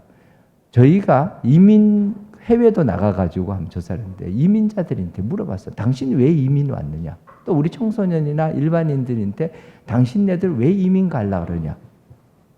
미국, 캐나다, 호주 가는 이유가 뭐냐? 거기는 노력하면은 성공할 수 있고 또 꿈을 이룰 수 있는 나라이기 때문에 한국은 아무리 노력해도 성공할 수 없고 꿈을 이룰 수 없는 나라이기 때문에 한국을 떠나야 되겠다. 근데 사실은 그렇지 않는데 그런 인식이 팽배해져 있다는 거예요. 그러다 보니까 저희가 우리나라의 모든 국민들이나 청년들이나 수채 시작도 하기 전에 포기를 한다는 거예요. 그래서 저는 어떻든 지금 현재의 어떤 상황이 국가 정책에서 대기업 정책에서 중소기업 정책으로 바꾸고 일자리를 위해서 많은 그거를 하지만은 가장 중요한 게 홍보라고 생각합니다. 그래서 실질적으로 우리가 문화 콘텐츠 우리가 지금 광고에 국민들의 잠재의식 홍보에 드라마라든가 그다음 오락 프로그램이나 문화 콘텐츠를 하면서 실질적으로 우리나라는 희망이 있는 국가다. 또 희망이 가득한 중소기업이 되게 많다는 거를 메시지가 전달이 되고 그 의식 전환이 저는 돼야 된다고 봅니다. 그리고 이렇게 되는 데는 우리나라 교육 과정에도 굉장히 문제가 있다고 봅니다. 초중고부터 사실 직업, 진로 이런 비중을 높여가지고 내가 어떤 직업을 갖고 또 어떤 진로를 갖는지 그거에 대해서 인식이 바로 돼 있다 그러면은 꼭 대학을 가야 되냐? 또 대학을 가서 내가 뭘 할 거냐? 그다음 제가 폭넓은 직업 의식을 갖고 있다 그러면 꼭 대기업 중심으로 또 공무원 중심의 어떤 공기업 중심의 어떤 자기 취업의 어떤 그 진로를 결정을 안 한다는 거죠. 그래서 사회의 성공적인 어떤 잣대가 자기 역량을 최대로 발휘할 수 있는 좋은 기업에 가고 또 자기가 하고 싶은 일을 할 수 있는 그런 어떤 인식 전환이 되기 위해서는 초중고부터 직업 교육이라든가 진로 교육이 이루어져야만이 그게 가능하지 않을까 그렇게 생각합니다. 그리고 두 번째 이렇게 저희가 그 많은 거를 이제 그 알면 그 했는데 좀 자유로운 이직과 창업 환경이 좀 돼야 된다고 생각합니다. 노민선 의원께서도 발표했지만은 중소기업 기피하는 것 중에 하나는 그런 어떤 경력 사다리 단절입니다. 대기업에서 근무하다 중소기업 가는 건 굉장히 쉬워요. 중소기업에서 근무하다 대기업 가는 거는 못 갑니다. 불가능합니다. 이런 구조에서는 청소년들이 사회생활 출발점에서 중소기업을 선택할 이유가 없지 않습니까? 근데 사실은 대기업에서 근무하는 것보다는 중소기업에 근무하는 사람들이 역량이 또 받아들이는 경험이 굉장히 중요합니다. 대기업은 아주 좁고 한 부분에 깊이 팔 수 있지만은 중소기업에 가서 근무하면은 사실은 CEO 하는 것부터 해가지고 밑에 하는 것까지 다양한 어떤 업무 폭을 넓히기 때문에 어디 가서 이직을 하든 창업을 하든 기회가 굉장히 많아지고 대기업에 나온 사람들이 중간에 나왔어요. 창업하고 사실 뭐 한다는 건 거의 어렵습니다. 그러나 중소기업에서 어느 정도 근무하다가 나온 사람은 뭐든지 할 수 있습니다. 다른 데 사업도 해서 창업도 할 수 있고 또 대기업에 가서 진짜 자기가 모든 걸 다 겪었기 때문에 굉장한 영향을 발휘할 수 있는데 이런 부분에 대해서 굉장히 잘못된 사고 또 아까 전에 노민선 의원이 발표했지만은 뭐 이직함으로써 중소기업이 인력 길려가지고 손해를 그렇게 본다는 그런 어떤 점도 있지만 거꾸로 우리 기업에서는 진짜 최고의 인재만 양성해가지고 배출하는 기업이다라고 했었을 때는 어떤 면에서는 그 기업에만 취업하면은 최고의 자기 기술이나 인력을 가질 수 있다고 한다라면은 거꾸로 어떤 인력 사관학교가 된다 그러면은 더 많은 더 좋은 사람들이 중소기업에 취업을 하지 않겠느냐. 꼭 우리 귀중한 핵심 인력을 뺏긴다. 이런 어떤 관점을 한 단계 넘어서야 된다고 저는 생각합니다. 그래서 우리 중소기업 출신자들이 이직 창업을 자유롭게 할 수 있는 그런 환경이 돼야 어떤 면에서는 이런 취업 문제도 많이 해결되지 않느냐. 그래서 약자와 강자가 경쟁하는 게 아니라 약자끼리 경쟁하는 그런 사회 구조가 돼야만이 어떤 우리가 중소기업 중심의 어떤 그 산업 구조를 바뀔 수 있지 않을까 그렇게 생각합니다. 그 다음에 저희가 현장에서 저희가 크게 느꼈던 거는 중소기업에 대한 투명한 정보 제공이 제대로 안 되고 있다는 거예요. 진짜 좋은 기업, 우수한 기업이 있는데도 불구하고 우리 젊은 사람들이 인터넷이 있고 요즘 시대가 어떤 시대예요. 그런데도 좋은 기업에 대한 인포메이션이 한계가 있다는 거죠. 예. 그래서 저희들이 어떤 이유에서든지 그 정보를 굉장히 오픈해가지고 중소기업 정보의 전문 플랫폼을 구축해서 좋은 어떤 중소기업 또 좋은 일자리를 내가 딱 들어가면 다 볼 수 있도록 또 내가 어떤 중소기업에 취업하고 싶다라면은 내 인력도 내 이력서도 올리고 또 그런 중소기업에서 이런 사람을 찾는다 해가지고 그런 어떤 종합적인 플랫폼을 구축을 해야 되는. 왜? 중소기업 일자리가 97%예요. 취업 콘텐츠 되게 많습니다. 그러나 기업에 대한 상세한 그거는 하지를 못. 그래서 저는 중소기업 중앙에서 또 중소기업청에서 이런 플랫폼을 만들어 가지고 젊은 청년들이 최대한 많이 이렇게 정보를 얻고 자기가 쉽게 취업을 이렇게 자리를 구할 수 있고 또 좋은 사람을 고를 수 있는 그런 거가 구축이 돼야 된다고 생각합니다. 그리고 마지막으로 아까도 얘기했지만 대학 중소기업 연계 사업에서 정부 예산이 적극적으로 지원해야 되는 게 중소기업의 계약학과라든가 장기 근속자에 대한 어떤 직업 재교육이라든가 앞으로 대학이 정원이 굉장히 그 졸업생이 적기 때문에 많은 대학이 그 정원을 못 채우게 됩니다. 그런 걸 재교육할 수 있는 계약학과의 학비 지원이라든가 정부 지원이 적극적으로 돼서 대학과 중소기업 또 정부가 합해서 직업 재교육까지 이루어진다면은 저희가 이런 어떤 지금 실업 문제를 많이 해결할 수 있지 않을까 그렇게 생각합니다. 예, 이상입니다. 예. 예, 감사드립니다. 좀 장기적인 관점에서 근원적인 문제를 좀 짚어주셔서 감사드립니다. 뭐 사회 인식이 바뀌어 많은 사람들이 이야기하고 있지만은 구체적으로 정책이 잘 나타나지 않는 부분에 대해서 짚어주셨습니다. 예, 다시 한번 감사드리고요. 약속대로 지금 약 40분 됐습니다. 여러 네 분의 토론자께서 시간을 정확하게 지켜주셔서 저희들이 플로어에서 좀 질의응답 받을 수 있는 한 약간 20분의 시간을 확보했습니다. 다시 한번 감사드리고요. 혹시 플로어에서 가능하면 이제 현장에서 직접 그 기업을 담당하시는 경영자라든가 아니면은 구직자인 학생들, 청년들께서 많이 좀 해주시면 좀 고맙겠습니다. 거수해 주시고요. 예, 우리 이제 마이크 좀 갖다 주시죠. 간단한 자기 소개하고 질문을 좀 간략하게 해주시면 고맙겠습니다.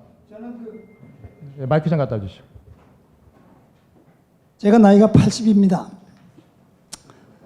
38에 사업 시작해서 43년 중소기업을 운영하고 있는데요. 지금 간단하게 말씀드리겠습니다. 주 52시간 이거 절대 안 됩니다. 고용 창출이요. 이거 노민선 박사님이 다시 좀 검토해 주시고 건의 좀 해주세요. 그리고 시급을 6,470원인데 3년 내로 10,000원 준다고 했습니다. 이거 중소기업에서 사람 차용 못합니다. 그리고 무슨 주문을 한다든지 플라스틱 한다든지 입으로 하는 그런 기업들은 보통 어려움이 아닙니다. 이거는 어디다 근거를 두고 이렇게 말씀들 하시는지 이거 노민선 박사님 다시 좀 검토해서 바꿔주시면 좋겠습니다. 건의 좀 단단히 좀 해주세요. 그리고 이 대학 교수님들한테 분명히 말씀드리는 거는 우리 옛날 정부부터 우리 대학을 너무 많이 만들었어요. 전부 대학생이야. 지금 말씀하시는 건 전부 융단 깔아놓은 학생들 구하라는 얘기신데 일선에 단순 근로자가 모자랍니다. 대학 졸업한 사람들이 단순 근로 하러 옵니까? 이거 대책 좀 만들어 주시기 바랍니다. 감사합니다. 예, 아주 40년 이상 경영하시면서 여러 가지 예로점에 관해서 단적으로 짚어주신 것에 대해서 감사드립니다. 일단 질문을 받고 일단 같이 종합적으로 예, 저 뒤에 계신 분 예, 마이크 좀 갖다 주시죠.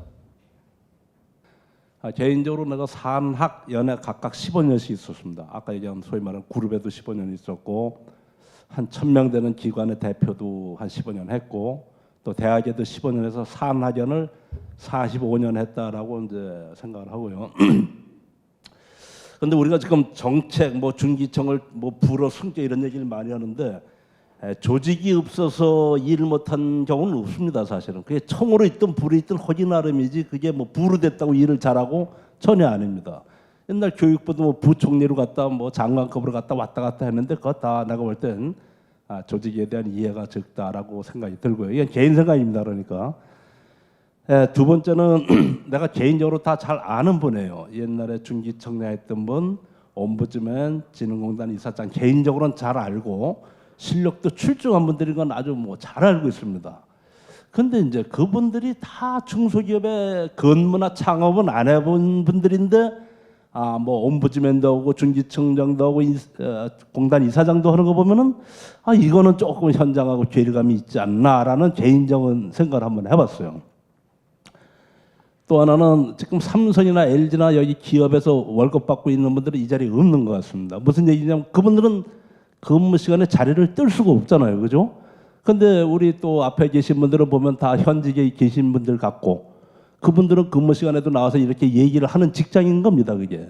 그게 현장의 차이가 있는 거예요. 지금 삼성이나 LG가 근무 시간에 어디 나와서 뭐 돌아다니겠습니까? 특별한 경우 아니면. 근데 우리는 4대 보험 받는 분들이 시간적으로 등등 여유가 있어서 또 이렇게 좋은 얘기도 하시고 그래서 그런 부분들이 우선 개선이 돼야 되지 않겠나 이런 생각을 한번 해봅니다. 소위 말해서 연금 받는 분들은 좀 편한 직장이 아닌가. 공무원이든 뭐 교원연금이든 하시는 분들이 그래서 그런 생각도 한번 해봤고요.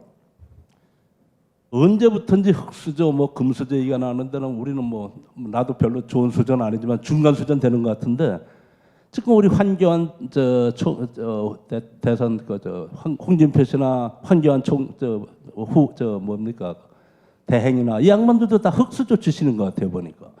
그래서 우리가 너무 젊은 친구들한테 공돈도 주고 흑수저다 뭐 아프니까 뭐다 이렇게 자꾸 애들을 나약하게 만드는 것도 우리가 할 짓은 아닌 것 같아요. 역대 우리 2000년, 5000년 역사 중에 안 아픈 청춘이 별로 없었습니다. 지금 위안부 할머니도 15살에 끌려갔고 뭐 이봉창, 윤봉길 의사도 청년들이 도시락을 던졌고 그분들이 다 시대적으로 아픈 청춘들이 던졌는데 지금 청춘들은 거기에 비하면 배울 만큼 배웠고 훨씬 아까 얘기한 대로 뭐 캥거루를 해서 돌아갈 수 있는 집도 있고 부모가 먹여주기도 하고 훨씬 더 조건이 좋다고 나는 생각을 합니다. 그래서 또 하나는 우리 솔직히 나도 우리 애가 말이야 지금 우리 애도 뭐 공부하고 있지만은 그 친구가 대기업하고 중소기업 됐을 때 어디 갔냐고 나부터도 대기업 가라지 중소기업 가라고는 안 할 것 같다는 거죠. 그래서 우리가 너무 지금 우리 마지막 선생님 발표 보니까 중소기업 좋다고 했는데 나도 중소기업이 좋다고 생각합니다. 1인 5역을 할 수 있어요. 다 배울 수가 있어요. 앞으로는 전문성보다는 다양성이 필요한 시대니까. 그렇지만 현실은 그렇다는 겁니다. 그래서 우리가 너무 원론적인 얘기보다는 진짜 좀 리얼하게 중소기업에 근무하시는 분들이 이런 데 와서 얘기도 하고 발표도 하고 본인들이 제일 잘 알잖아요. 그래서 그분들도 얘기도 좀 하고 그분들이 시간을 내서 이런 데 올 수 있는 자리가 만들어져야지 중기청만 만들면 뭐 부로 승격하면 또 장관급 만들어야지 사람 더 뽑아야지 이거 얼마나 오버헤드 피가 올라가겠습니까? 그래서 다 좋지만 개개인이 좀 잘 될 수 있는 그런 마인드를 사회적으로 좀 끌어줬으면 좋겠다 이런 생각을 해봅니다. 그리고 마지막에 지금 우리가 대학 아까 얘기하셨는데 앞으로 이제 뭐 대학 교수가 제일 먼저 없어진다는 직업 아닙니까? 그래서 요새 K 무기다 무크다 뭐 미네르바다 하는 시대가 왔습니다. 이제는 공부하려면 내 친구 구박사한테 가면 다 있어요. 구박사. 성이 구시고 이름이 글입니다. 구글 박사한테 가면 자료는 다 있다는 거죠. 자료가. 그래서 이제는 그런 시대가 됐기 때문에 우리가 진짜 평평하게 놓고 학생들하고 대화도 하고 NCS도 있고 요새 뭐 K묵, 뭐 무크 뭐 등등해서 좋은 자료 공부할 수 있는 기회는 많이 있기 때문에 우리 이런 친구들이 좀 그러한 분위기를 좀 같이 만들어서 이제는 누가 사실은 가르치는 시대가 아니에요. 우리 때는 선생님이 대학 노트 갖고 30년 울고 먹었다고 하지만 지금은 자료는 젊은 친구들이 우리보다 월등히 잘 만들고 잘 찾을 수 있는 이런 시대가 됐기 때문에 이제 우리 선배들은 지식보다는 지혜를 공유하고 같이 이런 쪽으로 커가면 우리나라가 발전 천년 기업으로 천년 국가로 앞으로 미래를 내다보는 그러한 국가가 될 거라고 생각을 이거 모두 개인적인 생각입니다. 그러니까 참고로 해주시기 바랍니다. 잘 알겠습니다. 그 현장의 목소리가 좀 중요하다는 쪽으로 말씀해 주셨습니다. 예, 감사드리고요. 혹시 청년 대학생들이 많이 왔는데 좀 실질적으로 현장에서 어떤 점이 좀 애로사항이 있는지 좀 목소리를 듣고 싶습니다. 한번. 저는 인천대학교에 다니는 학생인데요. 일자리 문제라든지 중소기업 구직난이나 청년 실업 문제는 예전부터 있었던 일이었잖아요.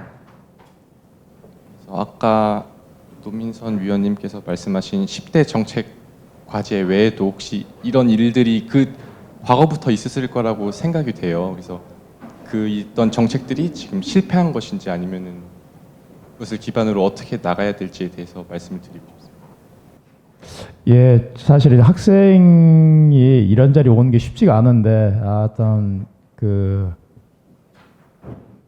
좋습니다. 예, 참 이렇게 용기 있게 얘기해 주셔서 감사드리고 혹시 또 한두 분 더 받도록 하겠습니다. 일단 뭐 물건 텄으니까 어느 분이 또 저희들이 시간이 지금 지금 일단 학생 청년들한테 우선 먼저 드리도록 하겠습니다.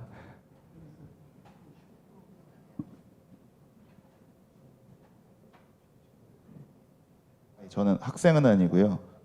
얼마 전까지 학생이었던 파이낸셜 뉴스의 한영준 기자라고 합니다.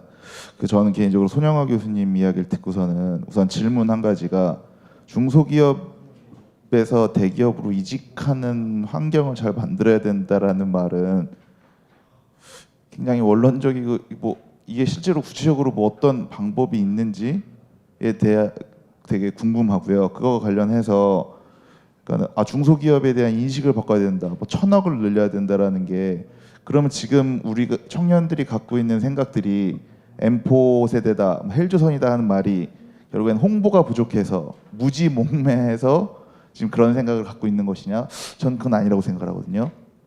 그 부분들에 대해서 이거 너무 어떻게 보면 좀 청년들에 대한 것들이 좀 많이 인식이 좀 부족하시지 않나 그런 것들을 말씀드리고 싶고요.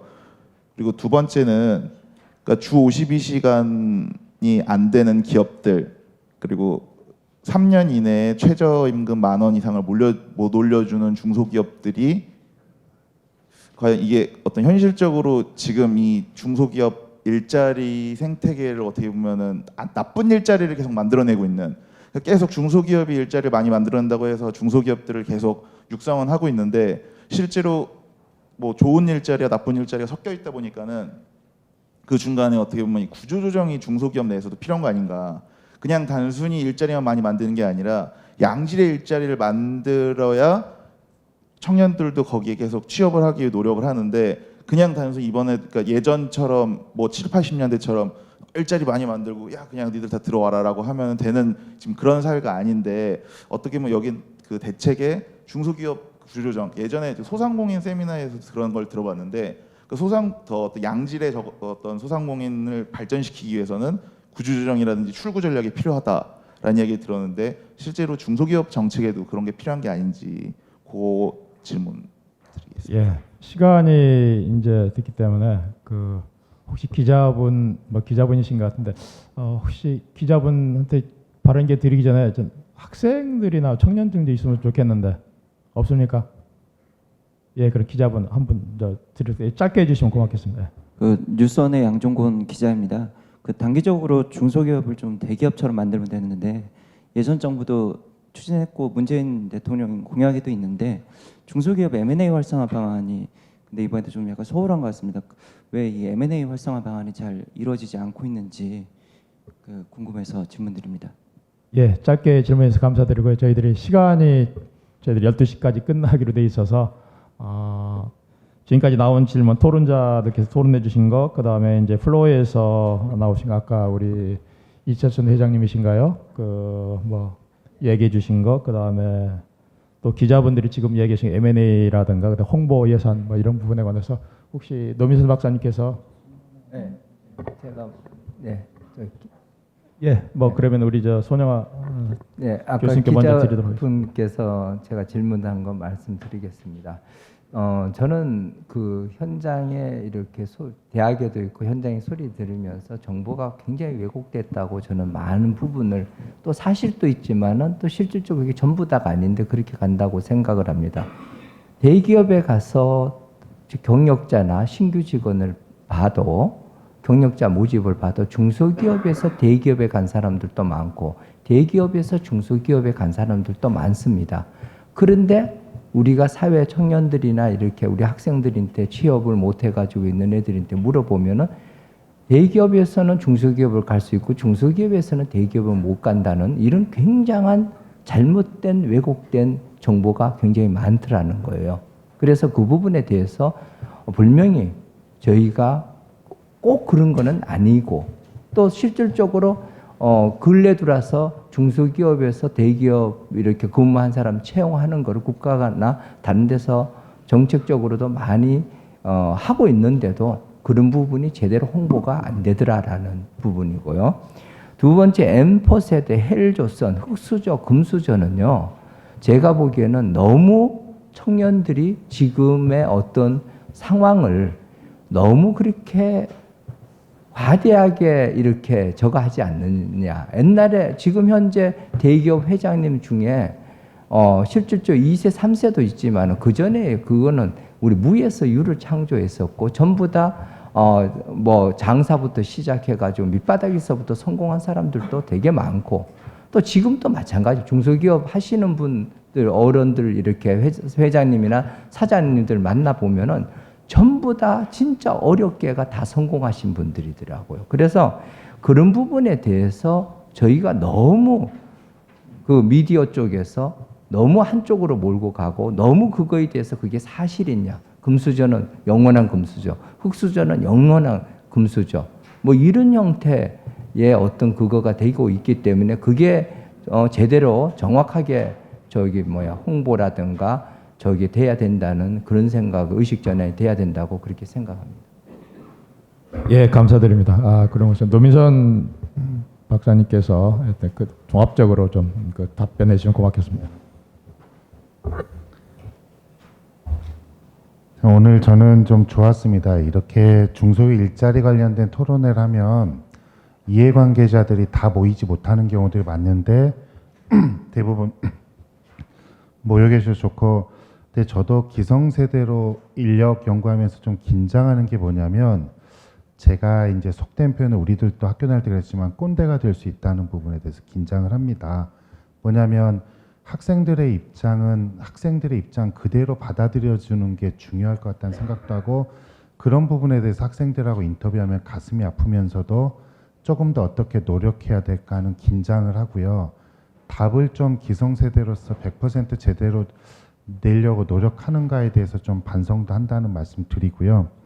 그다음에 아까 이제 이철순 이사장님 말씀에 좀 많이 공감하는 부분이, 최저임금 인상이라든지 급여를 올려주고 싶은 거는 모든 사장님들의 똑같은 마음인데 현실 급여 지급 여력이 많지 않고 여러분 경영상의 리스크는 대부분 거의 100% 사장님들이 부담한다는 거, 이런 현실도 분명히 있고, 그래서 아까도 제가 최저임금에 대해서 단계적 인상은 필요하다 그러면서 사회적 합의라는 걸 꼭 넣었던 게, 같이 희생해야 될 수도 있습니다. 근데 최저임금 인상이나 노동 문제에 대해서 왜 중소기업이 다 희생을 해야 되고 다른 사람들이 그거를 마치 시혜적으로 이야기할 수 있어야 될까?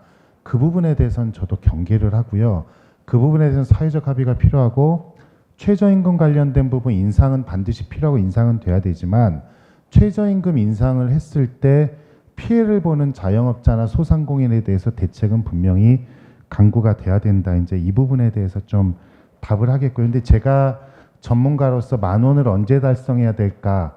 뭐 2020년까지는 16%, 22년까지는 9%, 최근 5년간은 7.2%가 증가했는데 그 부분에 대해서는 저는 따로 답을 드리는 자리는 아닌 것 같고요. 그 다음에 아까 뒤에 계신 선생님 말씀에 일리가 있다고 생각을 합니다. 그러니까 공공기관에 저도 연구하는 입장에서 중소기업에 대한 근무 경험이나 창업 경험이나 이런 게 굉장히 나중에 연구의 통찰력 확보를 위해서 굉장히 중요한 부분이라고 믿고 동의합니다. 그렇기 때문에 중소기업진흥공단을 포함해서 공공기관이 중소기업 근무 경험이 있는 사람들에 대해 우대하는 공공기관이 늘어나고 있고, 또 중소기업 근로자들이 나름대로 커리어 트랙을 가져갈 때 나름대로 배려하는 부분들이 늘어나고 있다고 생각을 하고요. 그 다음에 전체적으로 선생님 말씀에 공감하면서 좀 제가 생각이 다른 부분이 있는데요. 정부 조직 개편이 과거에 조금 한계가 있었다는 지적에 대해서 공감을 합니다. 하지만 중소기업이란 거버넌스가 청단위로 있으면서 법안 발의나 행정 조정을 지금까지 제대로 해오지 못했던 것 또한 사실이고, 그러니까 중소기업 관련된 정책을 중소기업 전담 부처에서 하기보다는 다른 부처에서 그거를 주도하는 모양새가 됐던 거는 그 부처에서 가장 큰 고객이 중소기업이라면 모르겠지만 그렇지 못해왔기 때문에 중소기업 정책이 효율적 추진이 필요하다고 이야기하는 거고, 그런 부분에 있어서 중소기업 관련된 조직이 불어갔을 때 중소기업계나 연구하는 사람으로서 기대를 갖는 거고요. 그러면서 궁극적으로 보면 의사결정 체계라든지 이런 부분에 대해서 분명히 효율적인 부분은 이루어질 수 있다. 그래서 저는 그런 부분에 있어서 중소기업 어떤 형태로 부승격일지는 모르겠지만 확실한 부분은 어느 정도 좀 힘을 실어줄 수 있는 거버넌스 체계는 돼야 되겠다는 생각으로 좀 접근하고, 다만 선생님께서 말씀하셨던 아마 지적의 내용은 그거였던 것 같아요. 지금까지 이제 정부 조직에 대해서 아쉬운 점일 거라고 생각을 하고요. 그 다음에 이제 파이낸셜 뉴스 기자님 말씀에 이제 공감합니다.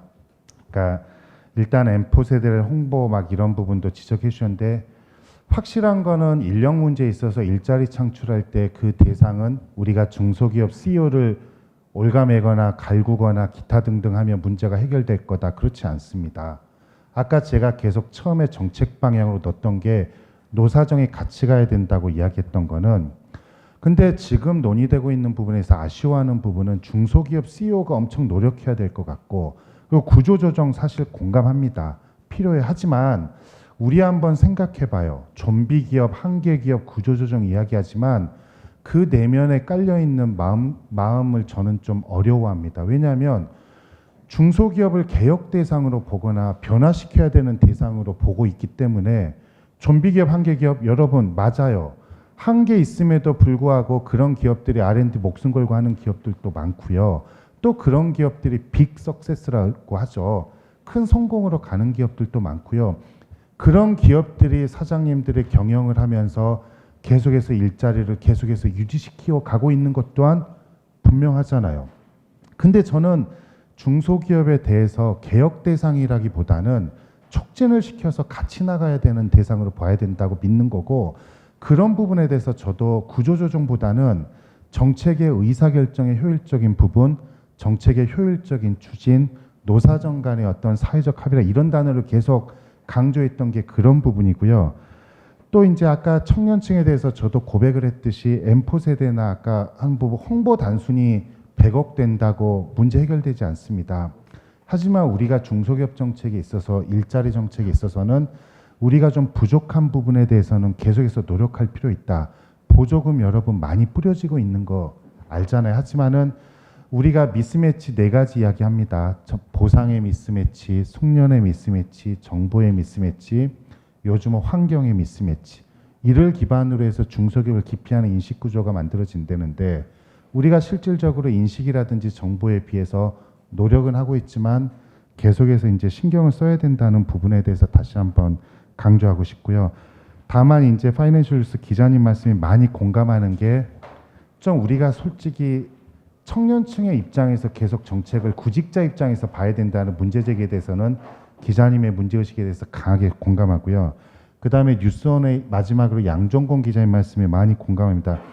중소기업 M&A 활성화는 여러분 M&A라는 거 그냥 보면 거창하게 생각하지만, 대기업이 중소기업을 M&A 하는 것도 있지만 중소기업이 창업을 했을 때, 성장했을 때 탈출구가 필요합니다. 중소기업 혼자서 중견기업 가고 대기업 가고 이렇게 다 할 수 없고, 경쟁력이 있는 기업한테 M&A를 당해서 그분도 회수를 하고 또 경쟁력 있는 기업이 계속해서 나누어서 성장의 어떤 부담과 그런 거를 나누어지는 것도 중요하다고 보고, 이런 성장 사다리 확보 측면에서 창업한 기업의 탈출구, 그러니까 엑시트 프로그램이라고 하죠. 그런 부분이라든지 이런 부분에 대해서 M&A 활성화는 아주 직접적인 일자리 창출은 아니지만 간접적인 일자리 창출에서도 중요하게 기여할 수 있다고 믿고요. 그 부분에 대해서는 공감한다. 이렇게 다시 한번 말씀드리겠습니다. 이상입니다. 예, 아주 종합적으로 잘 정리해 주셨습니다. 오늘 저희들한테 주어진 시간 다 소화했고요. 일자리 창출이 굉장히 중요하다는 공감대가 다 형성된 걸로 알고 있습니다. 그리고 일자리 창출에 또 상당히 중요한 역할은 중소기업 역할이 중요하다. 네, 사실은 뭐 일자리는 기본적으로 민간 기업이 만드는 게 정석이죠. 그런데 정부의 인식은 지금 그렇지 못하다. 기업들이 일자리를 못 만들어내니 지금 비상시국이다 일종의. 가계부채 짊어진 한계기의 가구가 약 한 180만 가구, 그 다음에 전문대 이상 졸업생이 연간 약 한 60만 명 내지 65만 명이 나옵니다. 근데 우리나라에서 일자리 만들어진 총 개수가 30만 개 정도입니다. 이 30만 개라는 일자리 수에는 대학생들은 아르바이트까지 포함된 겁니다. 정말 학생들이 가고 싶어하는 대기업 일자리는 약 한 연간 몇만 개 정도밖에 안 됩니다. 이게 굉장한 심각한 미스매치이기 때문에 할 수 없이 정부에서는 공공 부분의 일자리를 마중물 역할을 해서 이것이 민간 부분의 임팩트에 미쳐서 민간 기업이 일자리를 창출하도록 하고 그렇게 유도하자. 그리고 그 민간 기업의 핵심이 중소기업이다. 중소기업이 일자리를 창출한다고 그러면은 정부에서 일단 마중물로 시작한 공공 부분의 일자리가 사회 전반적으로 민간 부분에 영향을 미쳐서 정말 일자리가 해소되는 그런 사회를 좀 그리는 것 같습니다. 그래서 이런 것이 잘 작동되도록 정말 중소기업의 역할이 좀 중요하고 중소기업을 지원해주는 이제 불우승격이 된다고 그러니까 좀 기대를 가져보면서 여기에 계신 모든 분들 정말 관심 가져주시고 일자리가 모든 경제 문제 근원인 것 같습니다. 일자리 해결돼야 양극화도 해소되고 청년들도 희망이 생기고 또 가장도 또 어깨에 힘이 들어가고 그래서 이런 일자리가 잘 창출될 수 있도록 또 협력을 좀 해주시고 지혜를 모아주시면 고맙겠습니다. 장시간 앉아서 경청해 주시고 또 질문도 해주시고 토론도 해주시고 좋은 제안해 주신 여러분들께 진심으로 감사드리면서 세미나를 마치도록 하겠습니다. 예, 고맙습니다.